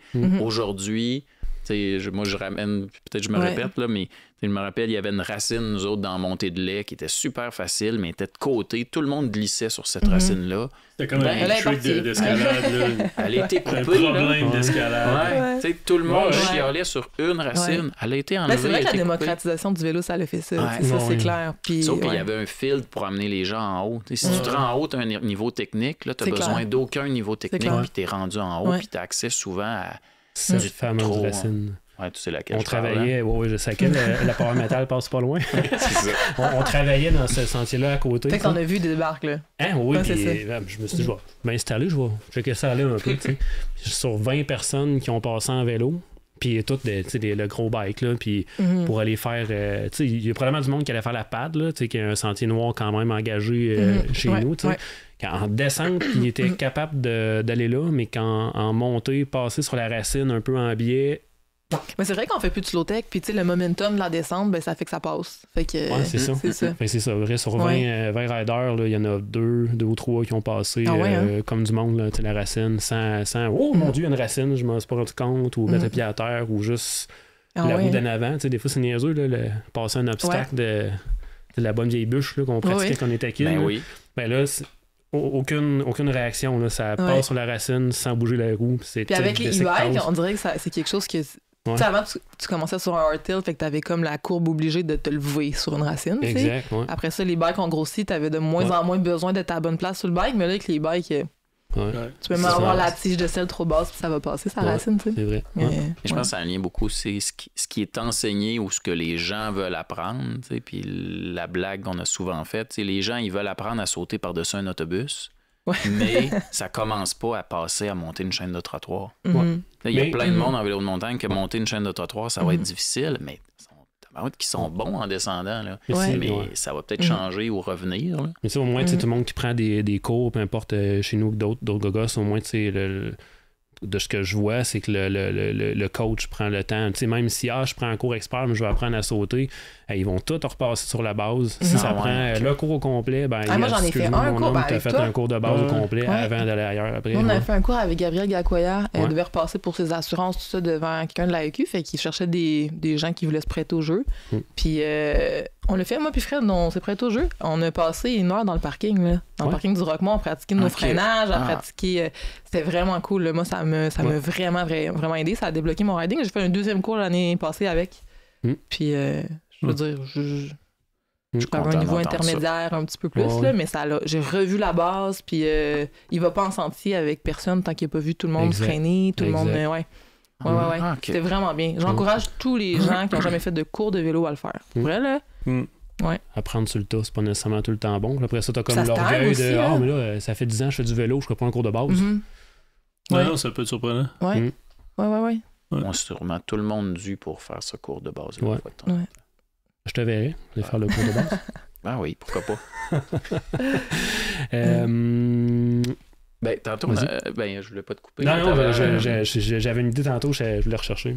On a parlé de 2007 vélo, c'est ça que tu as dit, je pense, hein, 2007. À peu près le premier sentier, on a commencé. Ça commence au Chanahan. Ouais. Il n'y avait rien Mont-Laura, il n'y a rien dans ce coin-là au début. Fait que c'est les premiers sentiers, c'est genre bord d'érable. C'est la barbe à Gendron. Oui. Ouais. Ah oui, c'était plus fixé dans le temps avec Gilles de cross-country. Tu dois être une seule personne qui connaît la barbe à Gendron. Ouais. Je sais même pas si elle existe encore. Ouais, elle existe encore, on la garde. C'est comme un vieux vin. La chute à Gilles, c'était dans les premières aussi. Une grande évasion, chute à Gilles, les sucrés, on a commencé aussi ces années-là. Mais on trouve important de garder quand même ce secteur old school-là. Parce qu'il y a des gens qui veulent vraiment faire du XC. Fait que tu sais, les Nelson, puis ce petit secteur old school-là, c'est comme un peu la genèse de la vallée côté vélo. Puis on le trouve le fun parce qu'il y a des gens qui cherchent ça quand même. Là. Je pense qu'il faut... Moi, je tripe ces trails-là, ce secteur-là. Hautement méconnu. Là. Beaucoup de gens, là, je pense à beaucoup de... Là, c'est vraiment pas pour être sexiste ou bien au contraire, là, mais beaucoup de filles. Par exemple, j'ai eu des créatrices de contenu qui sont venues. C'est la 2e fois qu'ils venaient dans la vallée. Ils s'initient au vélo, ils en avaient fait quelques fois. Ils ont pris des vélos, puis je leur ai suggéré Petit Ours, Grand Ours. Puis eux, ce qu'ils connaissaient de la vallée, c'était la Boréale Légende avec leur chum. Ouais, c'est ça. Fait que quand ils sont revenus à l'accueil, là, ils étaient là, mon Dieu, c'est la première fois que j'étais pas on the edge en vélo. J'étais tellement plus confiante, c'était vraiment le fun. Ça change l'expérience. Là. Puis tu goûtes un peu à... c'est pas les Nelson, là, mais il y a quand même les paysages de la vallée, le côté rivière, le épique, l'aventure. C'est un secteur que j'allais moins faire, c'est niaiseux. Puis l'été passé, j'étais venu vraiment tôt en saison, puis c'était ça qui était ouvert. Je suis là, c'est vrai, ça fait longtemps que j'ai fait ça. J'ai fait tout ce loop-là, j'ai fait, mon Dieu, que c'était le fun, puis que je m'ennuyais de ce genre de bike-là, dans le fond, que de justement juste monter, descendre, puis de... moi je pense qu'il y a un avenir à ça, comme il y a eu un passé quand tu te dis que tu es passé cross-country. Moi je pense qu'il y a encore un avenir à ça. La particularité de la vallée, c'est qu'on a beaucoup joué avec le territoire, avec les paysages, avec l'eau, la vision dans le fond de Gilles, qui est notre président, Gilles Morneau. Ça a toujours été d'aller chercher ce qu'il n'y avait pas ailleurs, ce qu'il y avait dans la vallée Brosse-Nord. C'est une vallée glaciaire avec plein de chutes, plein de rivières, une rivière au centre, fait que d'aller chercher l'eau puis ça, puis dans les parcs nationaux, tu peux pas c'est plus difficile, mettons, de faire des sentiers comme on a fait dans Vallée-Brosse-Nord. Fait que c'est un peu un parc de vélo de montagne, cross-country, enduro, dans ce qui aurait pu être un parc national, dans le fond, en termes de qualité de paysage, puis de diversité de géomorphologie. C'est quand même unique. Là. Parce que là, ça commence avec ces sentiers-là. Tranquillement, une des Nelson arrive. Puis c'est quand même intéressant d'amener un peu l'apport de Gilles là-dedans aussi, parce que toi, t'étais pas un gars de bike pantoute. Là. Dans l'organisation, il n'y avait pas de gens de vélo. Là. Non. C'est Gilles qui a amené qui a convaincu aussi chez nous Christian Derry de faire des sentiers. C'est un personnage caché qui est connu par le monde de vélo, mais qui a poussé beaucoup Christian à starter à 47, qui nous a poussé, entre autres. Il y avait le club de vélo à Saint-Raymond aussi, qui était très actif, parce qu'il faut dire qu'il y a des centaines et des centaines de kilomètres de sentiers à Saint-Raymond, là, de 4 roues, puis de whatever, là. Fait qu'il y avait un club très actif au niveau vélo de montagne qui organisait des régionales à ce moment-là, des courses, puis tout ça, puis qui avait starté avec la Chambre de commerce le Raid Bras du Nord en 2005-6. Ils ont fêté leur 20e l'année passée. Oui, c'est ça. Je me rappelle la première année 2004, du Bras du Nord. 2004, peut-être. En tout cas, j'étais à la Chambre de commerce avec eux autres. Fait que tu sais, c'était un peu un mélange de club de vélo, un boys qui travaillait à la Chambre de commerce, Dominique Prescott, puis Gilles Morneau, qui nous ont comme poussé l'équipe de la Vallée-Bras-du-Nord, qu'on était déjà dans le pédestre, puis tout ça, à commencer à développer ça. Mais l'étincelle est vraiment venue quand on est allé faire un petit voyage, comme ben du monde, au Kingdom Trail. En 2007 peut-être, ou 2006. On est allé là. Moi, j'avais fait du vélo de montagne comme ben du monde au Mont-Saint-Anne. J'avais un condo quand j'étais jeune, j'étais abonné au Mont-Saint-Anne. Fait que, j'en faisais du bike de montagne au Mont-Saint-Anne, mais c'était les années 80, c'était pas de casse, c'était vraiment... mais sans plus, là, j'avais pas fait de compétition comme vous autres, pis ça. Puis quand on est allé au Kingdom Trail, ben on a vraiment pogné à piqûre de... Probablement les vélos s'étaient beaucoup améliorés, là, les suspensions, c'était plus les années 80 pis ça, comme ben du monde. Puis là, on a fait « Wow, Chris, c'est bien cool de faire ça. » Puis Chris, on est capable de faire ça, nous autres, des sentiers. On est capable de trouver du cash, on a des équipes pour développer. Puis fait qu'on s'est mis... On a essayé, c'est ça, la Barbe à Gendron, après ça, Grande Évasion, Coulée Douce, ce petit secteur-là. Puis il y avait aussi une vision derrière, il n'y avait pas beaucoup de place pour en faire au Québec. Il y avait plein de... Saint-Émile, à Québec, Saint-Journée, il y avait quelques initiatives aussi. Évidemment, le Mont-Saint-Anne, Bromont, bon, ces grandes places-là, mais il y avait une niche, il y avait une opportunité stratégique de pogner le marché, puis on avait une capacité de développer...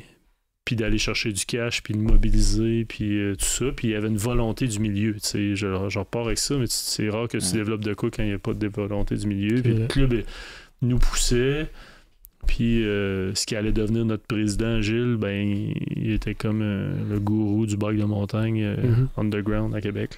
C'est la Québec. Coopérative qui fait le vélo, c'est pas un membre séparé, c'est la coop. La coop qui développe le réseau et tout ça. Fait que Gilles il a amené sa vision, il a comme été notre mentor à partir ce truc-là, mais il y a plein d'autres mondes qui se sont, tu le développes, là, à 47, il y a plein de monde qui, à un moment donné, ça devient, tu pars ça avec 2-3 personnes, puis après ça devient comme une boule de neige. Je pourrais parler de plein de monde qui ont amené des apports, là, magistrales, là, dans le développement de nos sentiers de vélo de montagne, des gens qui ont fait du bénévolat, qui ont amené une vision. Il y en a plein. Puis c'est ça qui est beau, je pense, de ce type de projet-là. Hein, puis là, maintenant, il y a de la relève, puis ça revisite ça, puis ça retweet la patente. Puis c'est vraiment le fun à voir aller. Qu'est-ce qui vous a amené à faire un deuxième secteur? Ben, tu sais, ils disent tout le temps en affaires de faut pas développer par opportunité, ou tu lis ça souvent tu crois ça, toi? Moi, j'ai suivi beaucoup de cours. non, mais j'ai lu beaucoup de choses sur le monde des affaires, ça me fait tout le temps rire.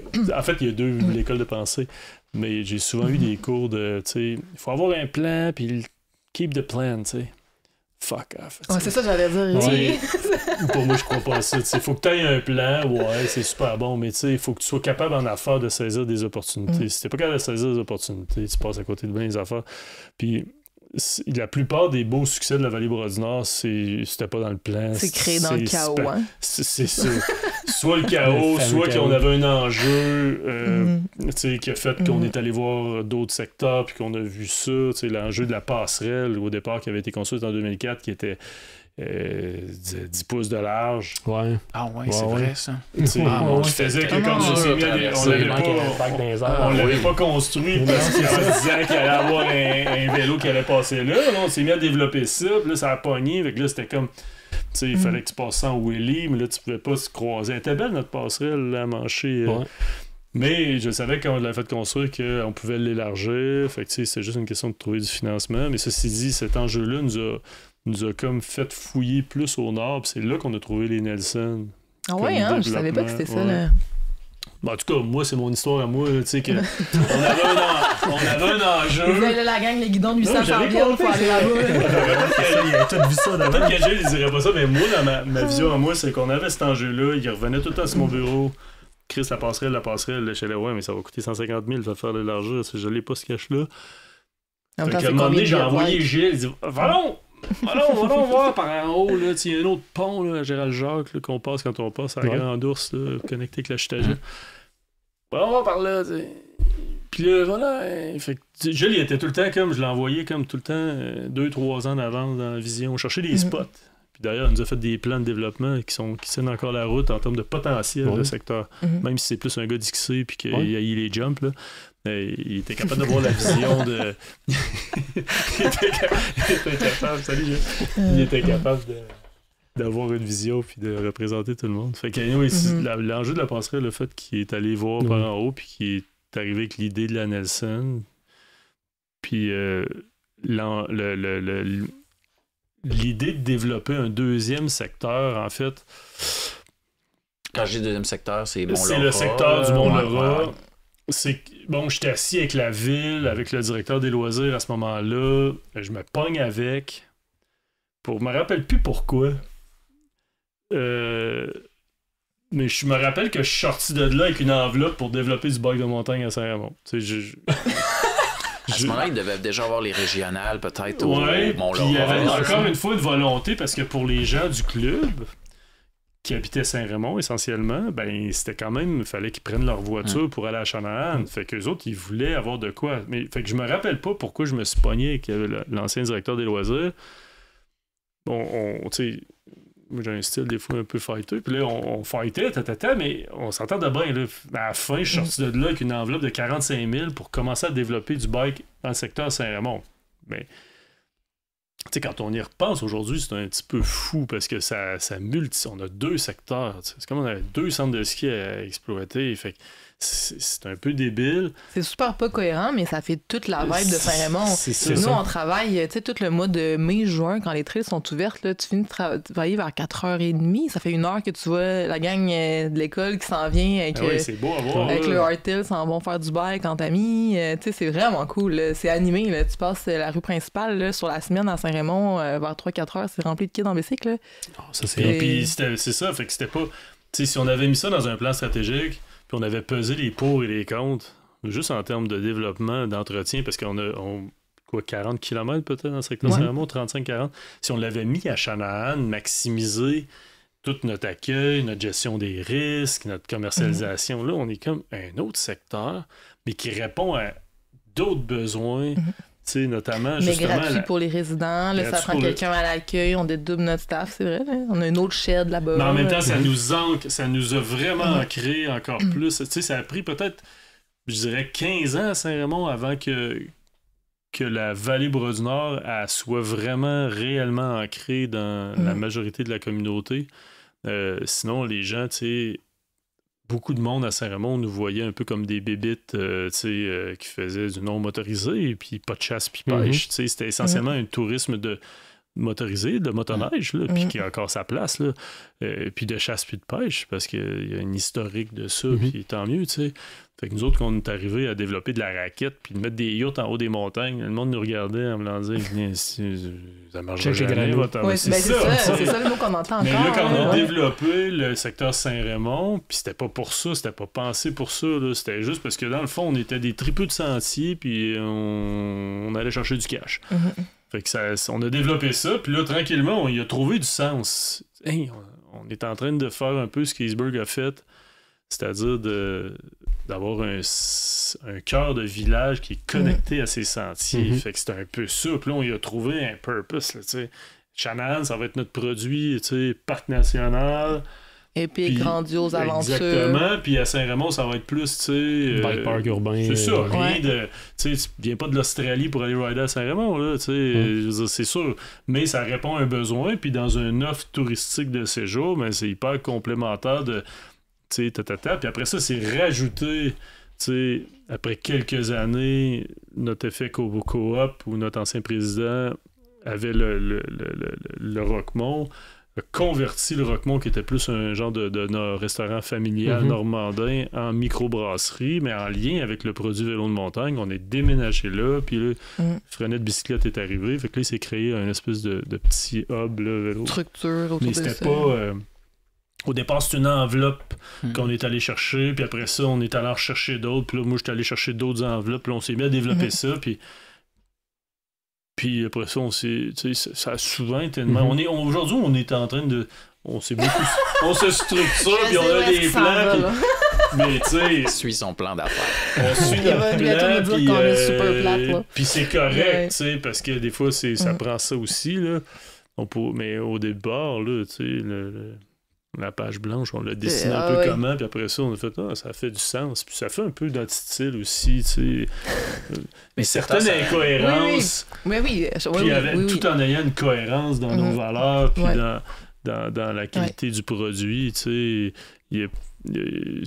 C'est juste que la vallée est rendue vraiment très grosse. C'est des projets de passion. Là, on parle de vélo, mais nous, on a des activités, de l'hébergement. On est partout. C'est ça, ça va large. C'est juste que nous, on demande un petit peu de structure puis d'enracinement avant de développer de nouveaux projets. C'est ça.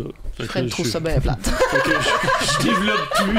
Après 25 ans, un peu de structure, c'est Non, mais j'embarque là-dedans, puis je trouve ça normal aussi. Mais ce qu'a dit Alex, c'est absolument vrai. Là, c'est qu'on a vraiment une destination qui est complexe à gérer. Le territoire est immense. On a une activité qui est plein de risques, qui est le vélo de montagne. On est une des grosses destinations au Québec. On a de la randonnée pédestre avec des refuges. On a des chalets locatifs avec des privés. On a une descente en canot. On a une via ferrata. On a du stock. Là, en plus des projets de réinsertion, en plus qu'on a parti un programme avec l'école secondaire, en plus que il faut s'occuper des paysages, il faut s'occuper du territoire. On gère un territoire avec d'autres parties prenantes, mais ça demande énormément de ça. Fait qu'on a 5 directeurs. Moi, on dit 5 directeurs, ouais, mais quand on se fait analyser par des consultants ou des profs d'université, ils sont comme, vous en avez du stock, là. Ouais. J'ai été de garde 3 jours pendant les fêtes. Il n'y a pas de neige, c'est l'hiver, il n'y a pas de bike. Dans cette soirée au relais, j'ai été là 2 heures, 3 appels. Le système d'alarme, puis là, moi, j'ai pas le code, fait comme, en tout cas, il fallait qu'il fasse le reste de la liste. Après ça, il y avait une gang aux falaises dans un refuge qui était attendue dans un chalet, qui ne retrouvait pas leur gang, qui avait peur que ce soit perdu. Là, je pensais que c'était eux qui me rappelaient. J'avais un message rendu en haut du télésiège. Là, c'était la gang du philo qui voulait sortir du philo. C'est terrible. Il se passe des choses, là, c'est gros, là. Ah ouais. Puis Gab, elle m'avait briefé, la fille qui est aux opérations. Puis elle m'avait briefé, on avait toute la liste, qu'est-ce qui se passe, qui appeler en cas de... Puis c'était tout pas sa liste. Parce que c'est ça, même ce qu'on disait tantôt, quand tu penses qu'il va arriver quelque chose, c'est tout quelque chose d'imprévu que tu n'avais pas pensé. Fait que j'ai appelé Antoine toute la soirée. Fait que c'est ça, la vallée Brosse-Nord, c'est plein de produits, un immense territoire qui est tenu par une gang de crinqués. Puis on essaie de structurer ça, puis je pense qu'on a fait vraiment notre job là, ces dernières années. On n'a pas eu le choix aussi, là, mais c'est ça. C'est un mélange de... On peut avoir un peu de folie puis de la passion tout en étant mieux organisé. Puis à un moment donné, ça prend de l'argent aussi. Là, on parle de bien des affaires, là, mais à un moment donné, pour être capable de payer du monde qui ont une certaine... qui veulent en faire une carrière puis qui vont rester là parce que ça coûte cher. Un territoire comme on est, engager quelqu'un, t'arrives demain matin, même si t'as gérer ça ici, ça va te prendre quand même une grosse année avant de comprendre le territoire, les accès, les enjeux, les stratégies politiques, les ci, les ça. Tu es en train de me donner une job, toi, là? Non, mais peut-être. Non, mais c'est vraiment le fun. Non, mais c'est un peu loin. Ça coûte cher, fait qu'il faut faire des revenus, fait que c'est toujours, pour être capable de payer notre monde pour pas qu'il s'en aille, tu sais. C'est un art, mais crème, on réussit, puis on a du réussit. Ouais, on a du fun. Hein? Ouais. On a du fun. Vous dégagez le fun. C'est clair. Puis, tu sais, vous parlez de territoire, puis bon, t'es géographe de formation. Moi, je suis géomaticien, fait que ça va jaser tout ce qui est territoire. Mais, tu sais, comment... Parler avec des termes qu'on comprend rien, nous autres. Ouais, ça serait pas pire. Ben moi, c'est ce qui me fascine dans des projets de même, c'est la ZEC. Comment vous gérez la ZEC avec les chasseurs, les pêcheurs, les gens qui se rendent à la ZEC puis que ça dérange. Il y a pas longtemps, je roulais. Moi, je me convertis tranquillement vers le gravel bike pour toutes sortes de raisons. Là, puis toujours être dans le vélo de montagne, là, mais en ce moment, j'ai un trip gravel bike. C'est le trip du moment. J'étais allé rouler dans le parc des Laurentides. Tout est ouvert. Mais tabarouette, quand tu croises un camion puis un pick-up, il te fait savoir qu'il n'est pas habitué de te voir là, puis il passe à 100 km/h sans ralentir. Je l'ai vécu dans la ZEC chez vous une couple de fois avec des motos, des 4 roues. Ouais. Comment vous gérez cette cohabitation-là, mais aussi comment ça marche de faire un sentier dans une ZEC? Fait que là, il y a 2 questions. Là. Il y a 2 questions. C'est de très bonnes questions. Puis, tu sais, des fois, il y a aussi le fait de... C'est un peu comme les réseaux sociaux, tout a de l'air beau, là, mais il y a des défis, là. C'est super complexe. C'est probablement un de nos plus gros enjeux, ça, l'ancrage au territoire, le partage, l'harmonisation. Mais je pense qu'une de nos forces, d'être à l'écoute de ces gens-là, d'essayer d'avoir un discours, beaucoup d'éducation aussi à travers ça. Puis on est chanceux d'une concertation citoyenne assez forte. Là. Je veux dire, les gens ont adhéré à la vallée, les gens font du vélo, les gens l'occupent, il y a une appropriation du territoire. Fait que je pense que la vallée, c'est aussi, puis il faut pas l'oublier, mais d'abord et avant tout, de réapproprier le territoire aux citoyens. Fait que tu sais, qu'ils se sentent pas envahis par des touristes non plus, c'est quand même important. Là. Parce que ça a été le cas, par exemple, pendant la COVID et tout ça. Mais à un moment donné, la vallée, moi, je n'étais pas là, mais on fait le super move qui est un move comme business qui est quand même... faut avoir du courage, mais de dire, OK, stop, nous, on prend plus de monde, là, puis on a contingenté le territoire parfois. Fait qu'il faut quand même être capable de mettre une certaine limite puis de montrer une écoute à ces gens-là qui ont des inquiétudes. On a eu pendant quelques années, puis on a encore des tâches associées à ça, mais un coordonnateur communauté territoire là, qui est en charge de répondre à des madames inquiètes parce qu'il y a des gens qui se parquent devant chez elles parce que le téléphone commence à rentrer puis ils prennent leur message. C'est déjà arrivé quelqu'un qui a lavé son vélo dans la cour chez quelqu'un, tu sais. Mais on était allé à l'écoute puis on est allé la rencontrer puis à un moment donné, on mettait des pancartes un peu partout. Là, on essaie d'en mettre moins. Mais c'est de l'éducation. Puis c'est souvent ces gens-là qui sont contre la vallée, c'est un manque... Tu sais, c'est l'ignorance, en fait. Ouais. C'est ça qui fait peur. Fait que de garder le discours ouvert, de les écouter, de les comprendre. Mais après ça aussi, de se rappeler que souvent, les gens qui vont parler très fort, c'est une fraction des gens aussi. Puis d'en prendre une partie, de voir la partie que nous, on peut faire, puis après ça, se dire que ce qui a déplu à une personne n'a peut-être plus aussi à 10 000 autres, là, puis qu'on n'aura pas le feedback, mais il y a une espèce de mélange des deux quand même. Là. Ouais. Le secret, c'est beaucoup dans, je pense, le dialogue, la communication. Ça désamorce beaucoup de choses. Puis on gagne pas toutes les batailles, si on peut appeler ça comme ça. Mais on dirait qu'avec le temps, le sentiment d'appréciation de la population de Saint-Raymond envers la vallée Brosnan, puis donc les villégiateurs, mais aussi les chasseurs-pêcheurs, tout ça, tu sais, ils voient, tu sais, il y a toujours des spécimens, là, mais ils voient bien, dans le fond, que... T'sais, on fait de quoi de bien, on aide des jeunes en réinsertion, on aide une école secondaire, on amène des puis tranquillement, la nouvelle génération, si on prend par exemple les ingénieurs forestiers, qui, quand je suis rentré à Vallée-Bras-du-Nord, c'était les ingénieurs. Il y avait du bon monde pareil, là, mais je dis pas que... J'ai fait la moitié du bac en génie forestier. Okay. Non, mais il y avait l'autre génération. Là, les ingénieurs forestiers... Les ingénieurs forestiers, maintenant, ils font du bike. Ils sont récréés avec eux autres. Ils comprennent, ils vont chasser, pêcher, puis tout ça. Mais ils font du bike. Fait que ça change aussi, tu sais, Mais comment on fait pour faire un centre? Parce que la ZEC était déjà utilisée par des gens. Fait qu'il faut quand même convaincre que, regarde, là, on va faire un sentier, puis il va passer... Il faut savoir que la ZEC, c'est pas un territoire privé, c'est un territoire public. Ils ont la gestion de la faune et de la flore. De la faune, en fait, d'attitude, là. Fait qu'ils sont juste consultés par le ministère. Nous autres, quand on fait une demande d'un sentier dans une ZEC, si on tombe pas dans leurs affectations, qui est la chasse ou la pêche... ils ont pas vraiment de... Ils n'ont pas le choix le choix d'une certaine manière si ça fait du sens. Maintenant, est-ce qu'on va aller se mettre dans un endroit full chasse, full pêche? On le sait avant, mais on le fera pas. Mais fait qu'ils ont toujours été super ouverts, la ZEC, d'une certaine manière. Il y a déjà eu des spécimens dans leur conseil d'administration qui a fait déraper des bonnes ententes, mais ça, c'est le lot de bien des OBNL où quand il rentre une personne qui décide de faire un power trip, ça peut faire fucker bien les organisations. On le voit à l'autre bord de la frontière. Là. Une seule personne que ça peut faire, c'est fascinant. Là.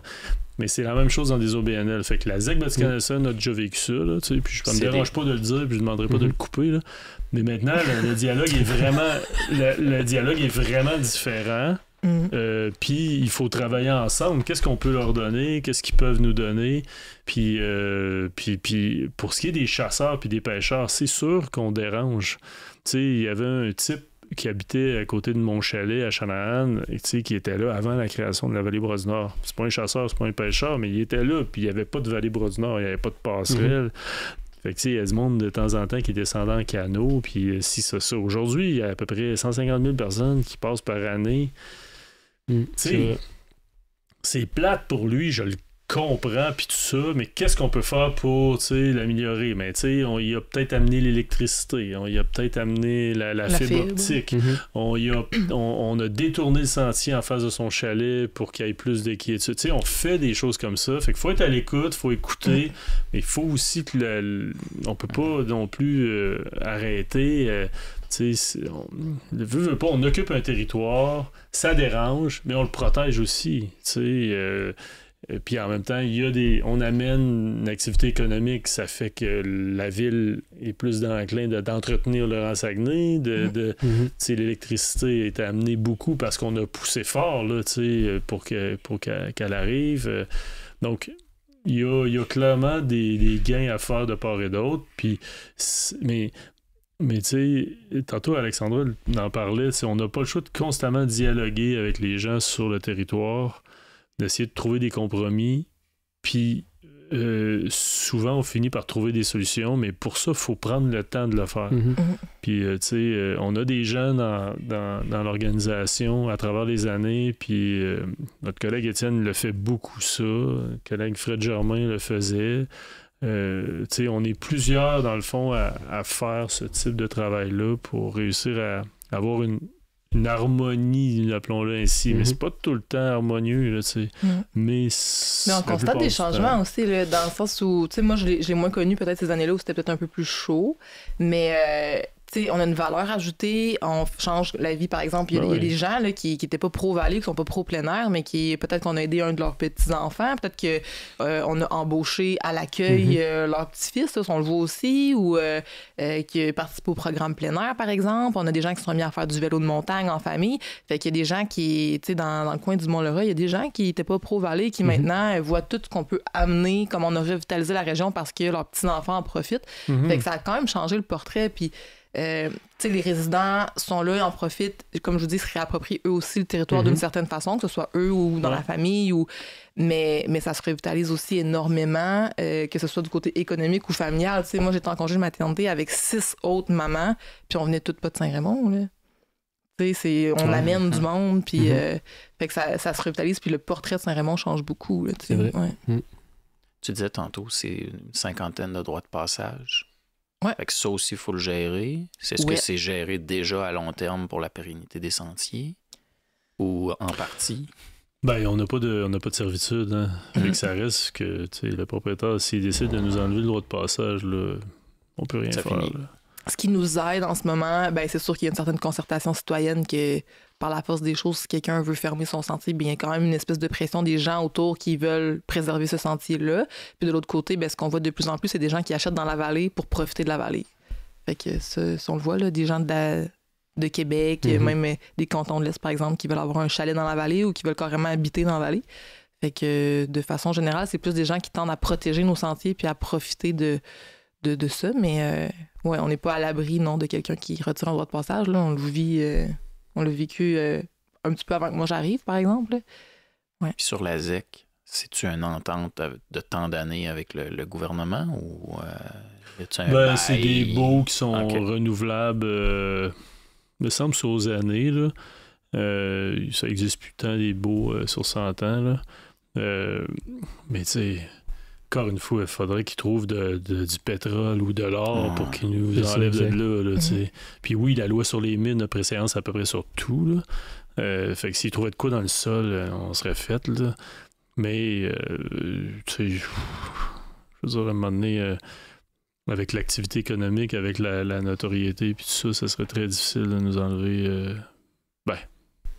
On peut jamais, tu sais, c'est vivant le territoire, je le dis souvent de même, puis il y a quelque chose de beau là-dedans aussi, d'avoir des enjeux aussi, ça fait que tu relèves ton jeu, tu trouves des solutions, tu es créatif, tu crées des partenariats, tu sais, ça te garde en vie, ça comme la nouveauté, comme la vie, comme une plante. Souvent, là, nos plus belles créations, c'est dans le chaos, là, on sort de 2 années assez... c'est quelque chose, là, assez tempête, puis crème, regarde ce qu'on a fait en 2 ans, puis... Ça va bien. C'est souvent le chaos qui amène quelque chose, tu sais, puis pas nécessairement tout le temps dans le chaos, mais tu sais...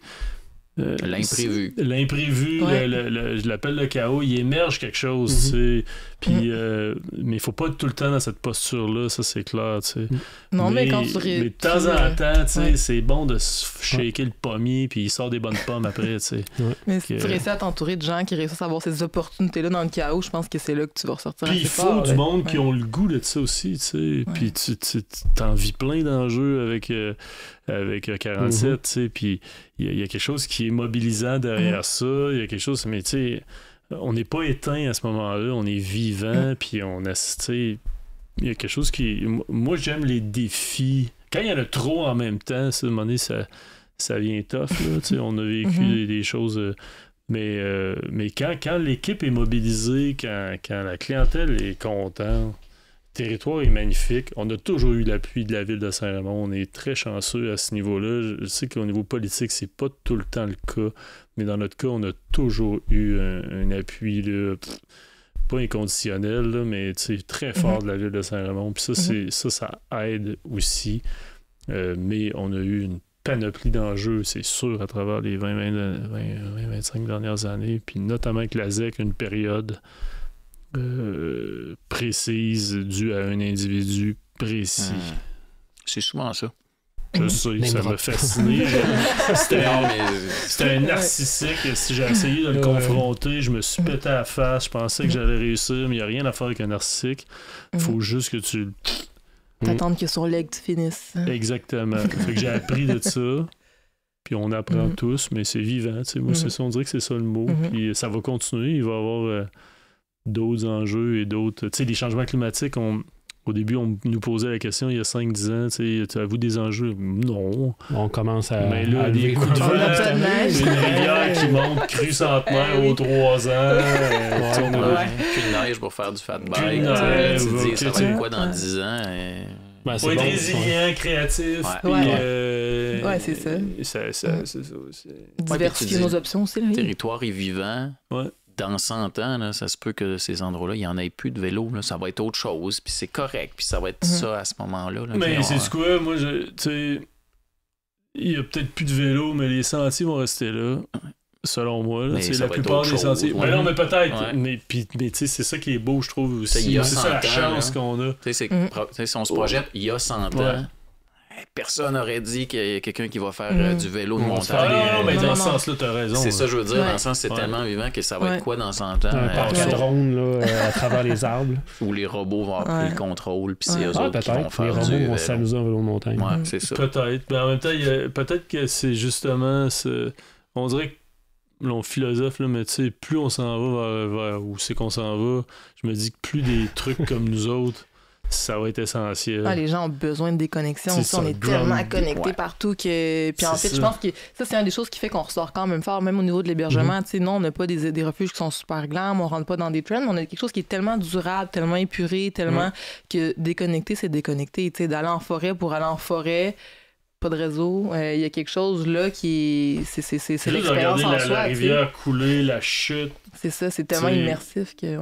Ça va devenir de plus en plus important pour dans la société de demain, tu sais, puis proche, pas trop loin de Québec aussi, tu sais. Il y en a d'autres des beaux spots, là, on se cachera pas. Vous en avez un, puis le parc de Jean-Cartier, puis voilà, là, tu sais. Mais c'est fascinamment beau, la vallée Brosse-Nord. Et diversifié. Oui, puis le secteur Mont-Laura amène du monde de Québec qui ne monterait pas au Channahon. Parce que ça vaut la peine de se déplacer. C'est pas si loin que ça. Avez-vous vu le nouveau brassin du Roquemont? Non. Derrière le Roquemont, il y a une piscine à drink. Maintenant, tu peux faire ton après-boire avec les pieds dans l'eau. Ah, OK. Un peu comme c'est merveilleux. Non, mais oui. C'est vrai, ouais. Tu peux aller prendre ton après-bike festif, là. Fait qu'ils ont comme... Ça doit être à peu près un pied d'eau. Ouais. Assez pour que... Puis les enfants, c'est très familial, là. Fait que tu peux aussi amener tes enfants. Nous, le dernier 5 à 7 de la vallée, l'été passé, ça s'est ramassé en bobette dans la petite piscine. Là, dans les enfants. Les enfants? Ah oui. C'est ça. On veut les noms, c'est ça. Non, c'était pas moi. Au dernier parti de Brosse-Nord, on s'est ramassé en bobette dans la piscine. Mais on s'est suivi par contre. Mais non, mais ça amène quelque chose de super festif. Tu sais, les belles journées d'été, tu vas allonger un petit peu, tu pars de Québec, c'est vraiment pas loin. Là. C'est 40-45 minutes dépendamment t'es où. Là. Maximum. Puis, mais tu veux justement pas juste arriver là, faire du bike puis partir. Là. Non, c'est pour ça que c'est le fun d'arrêter, prendre ta bière, justement, d'arrêter. Le Roquemort a une piscine aussi. Okay. Fait que ça peut être super cool pour un petit week-end déconnecté. Mais il y a une belle ambiance qui s'installe au village vraiment. Souvenez les jeudis, il y a le marché public aussi qui est là avec tous les beaux producteurs. Ça se revitalise énormément. Là.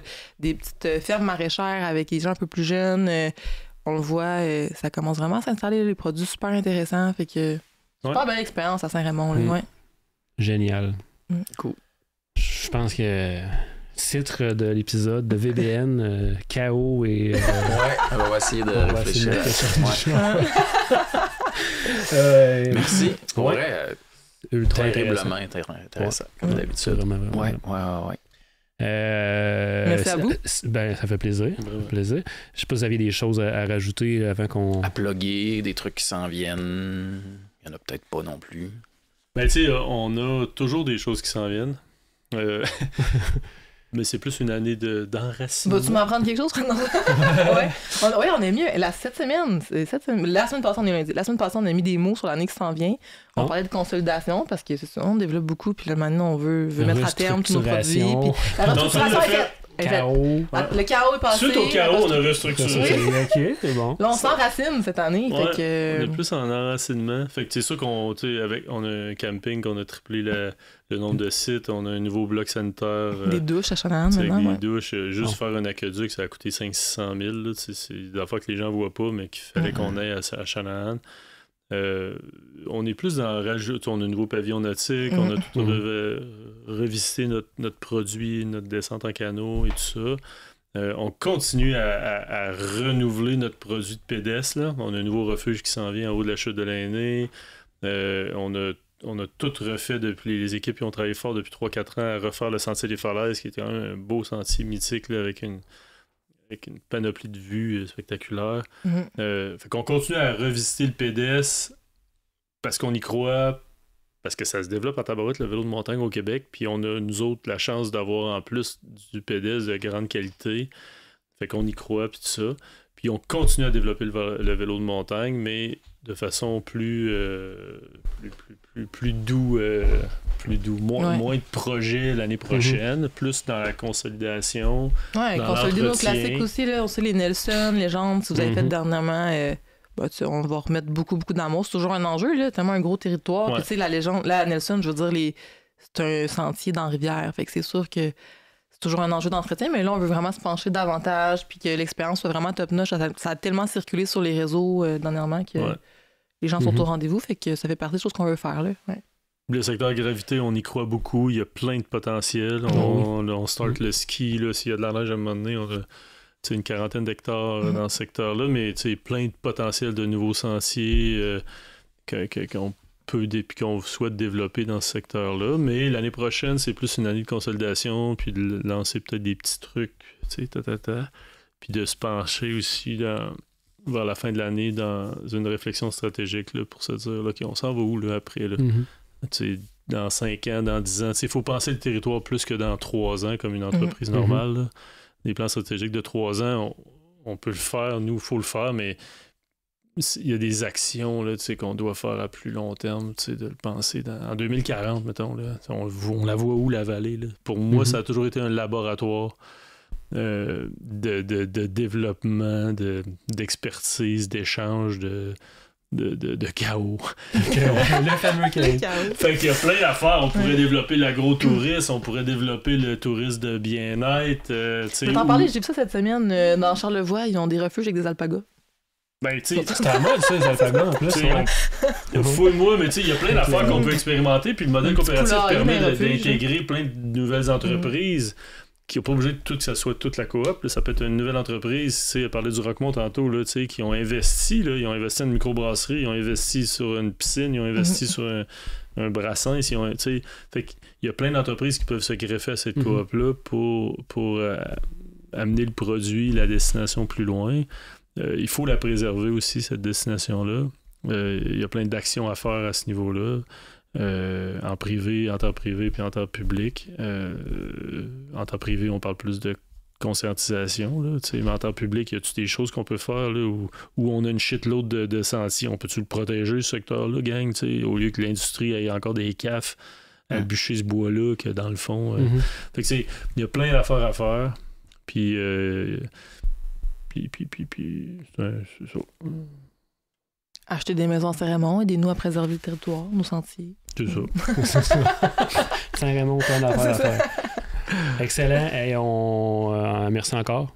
On passe rapidement sur le bloc publicitaire de la... Yes! On remercie encore canadabees.com, les vêtements en coton de notre ami Alex Lemerise qui embarque dans l'aventure et Endorphine, la solution... je vous laisse le dire, t'es bon. Ouais, solution de gestion de réservation en ligne. Réservation.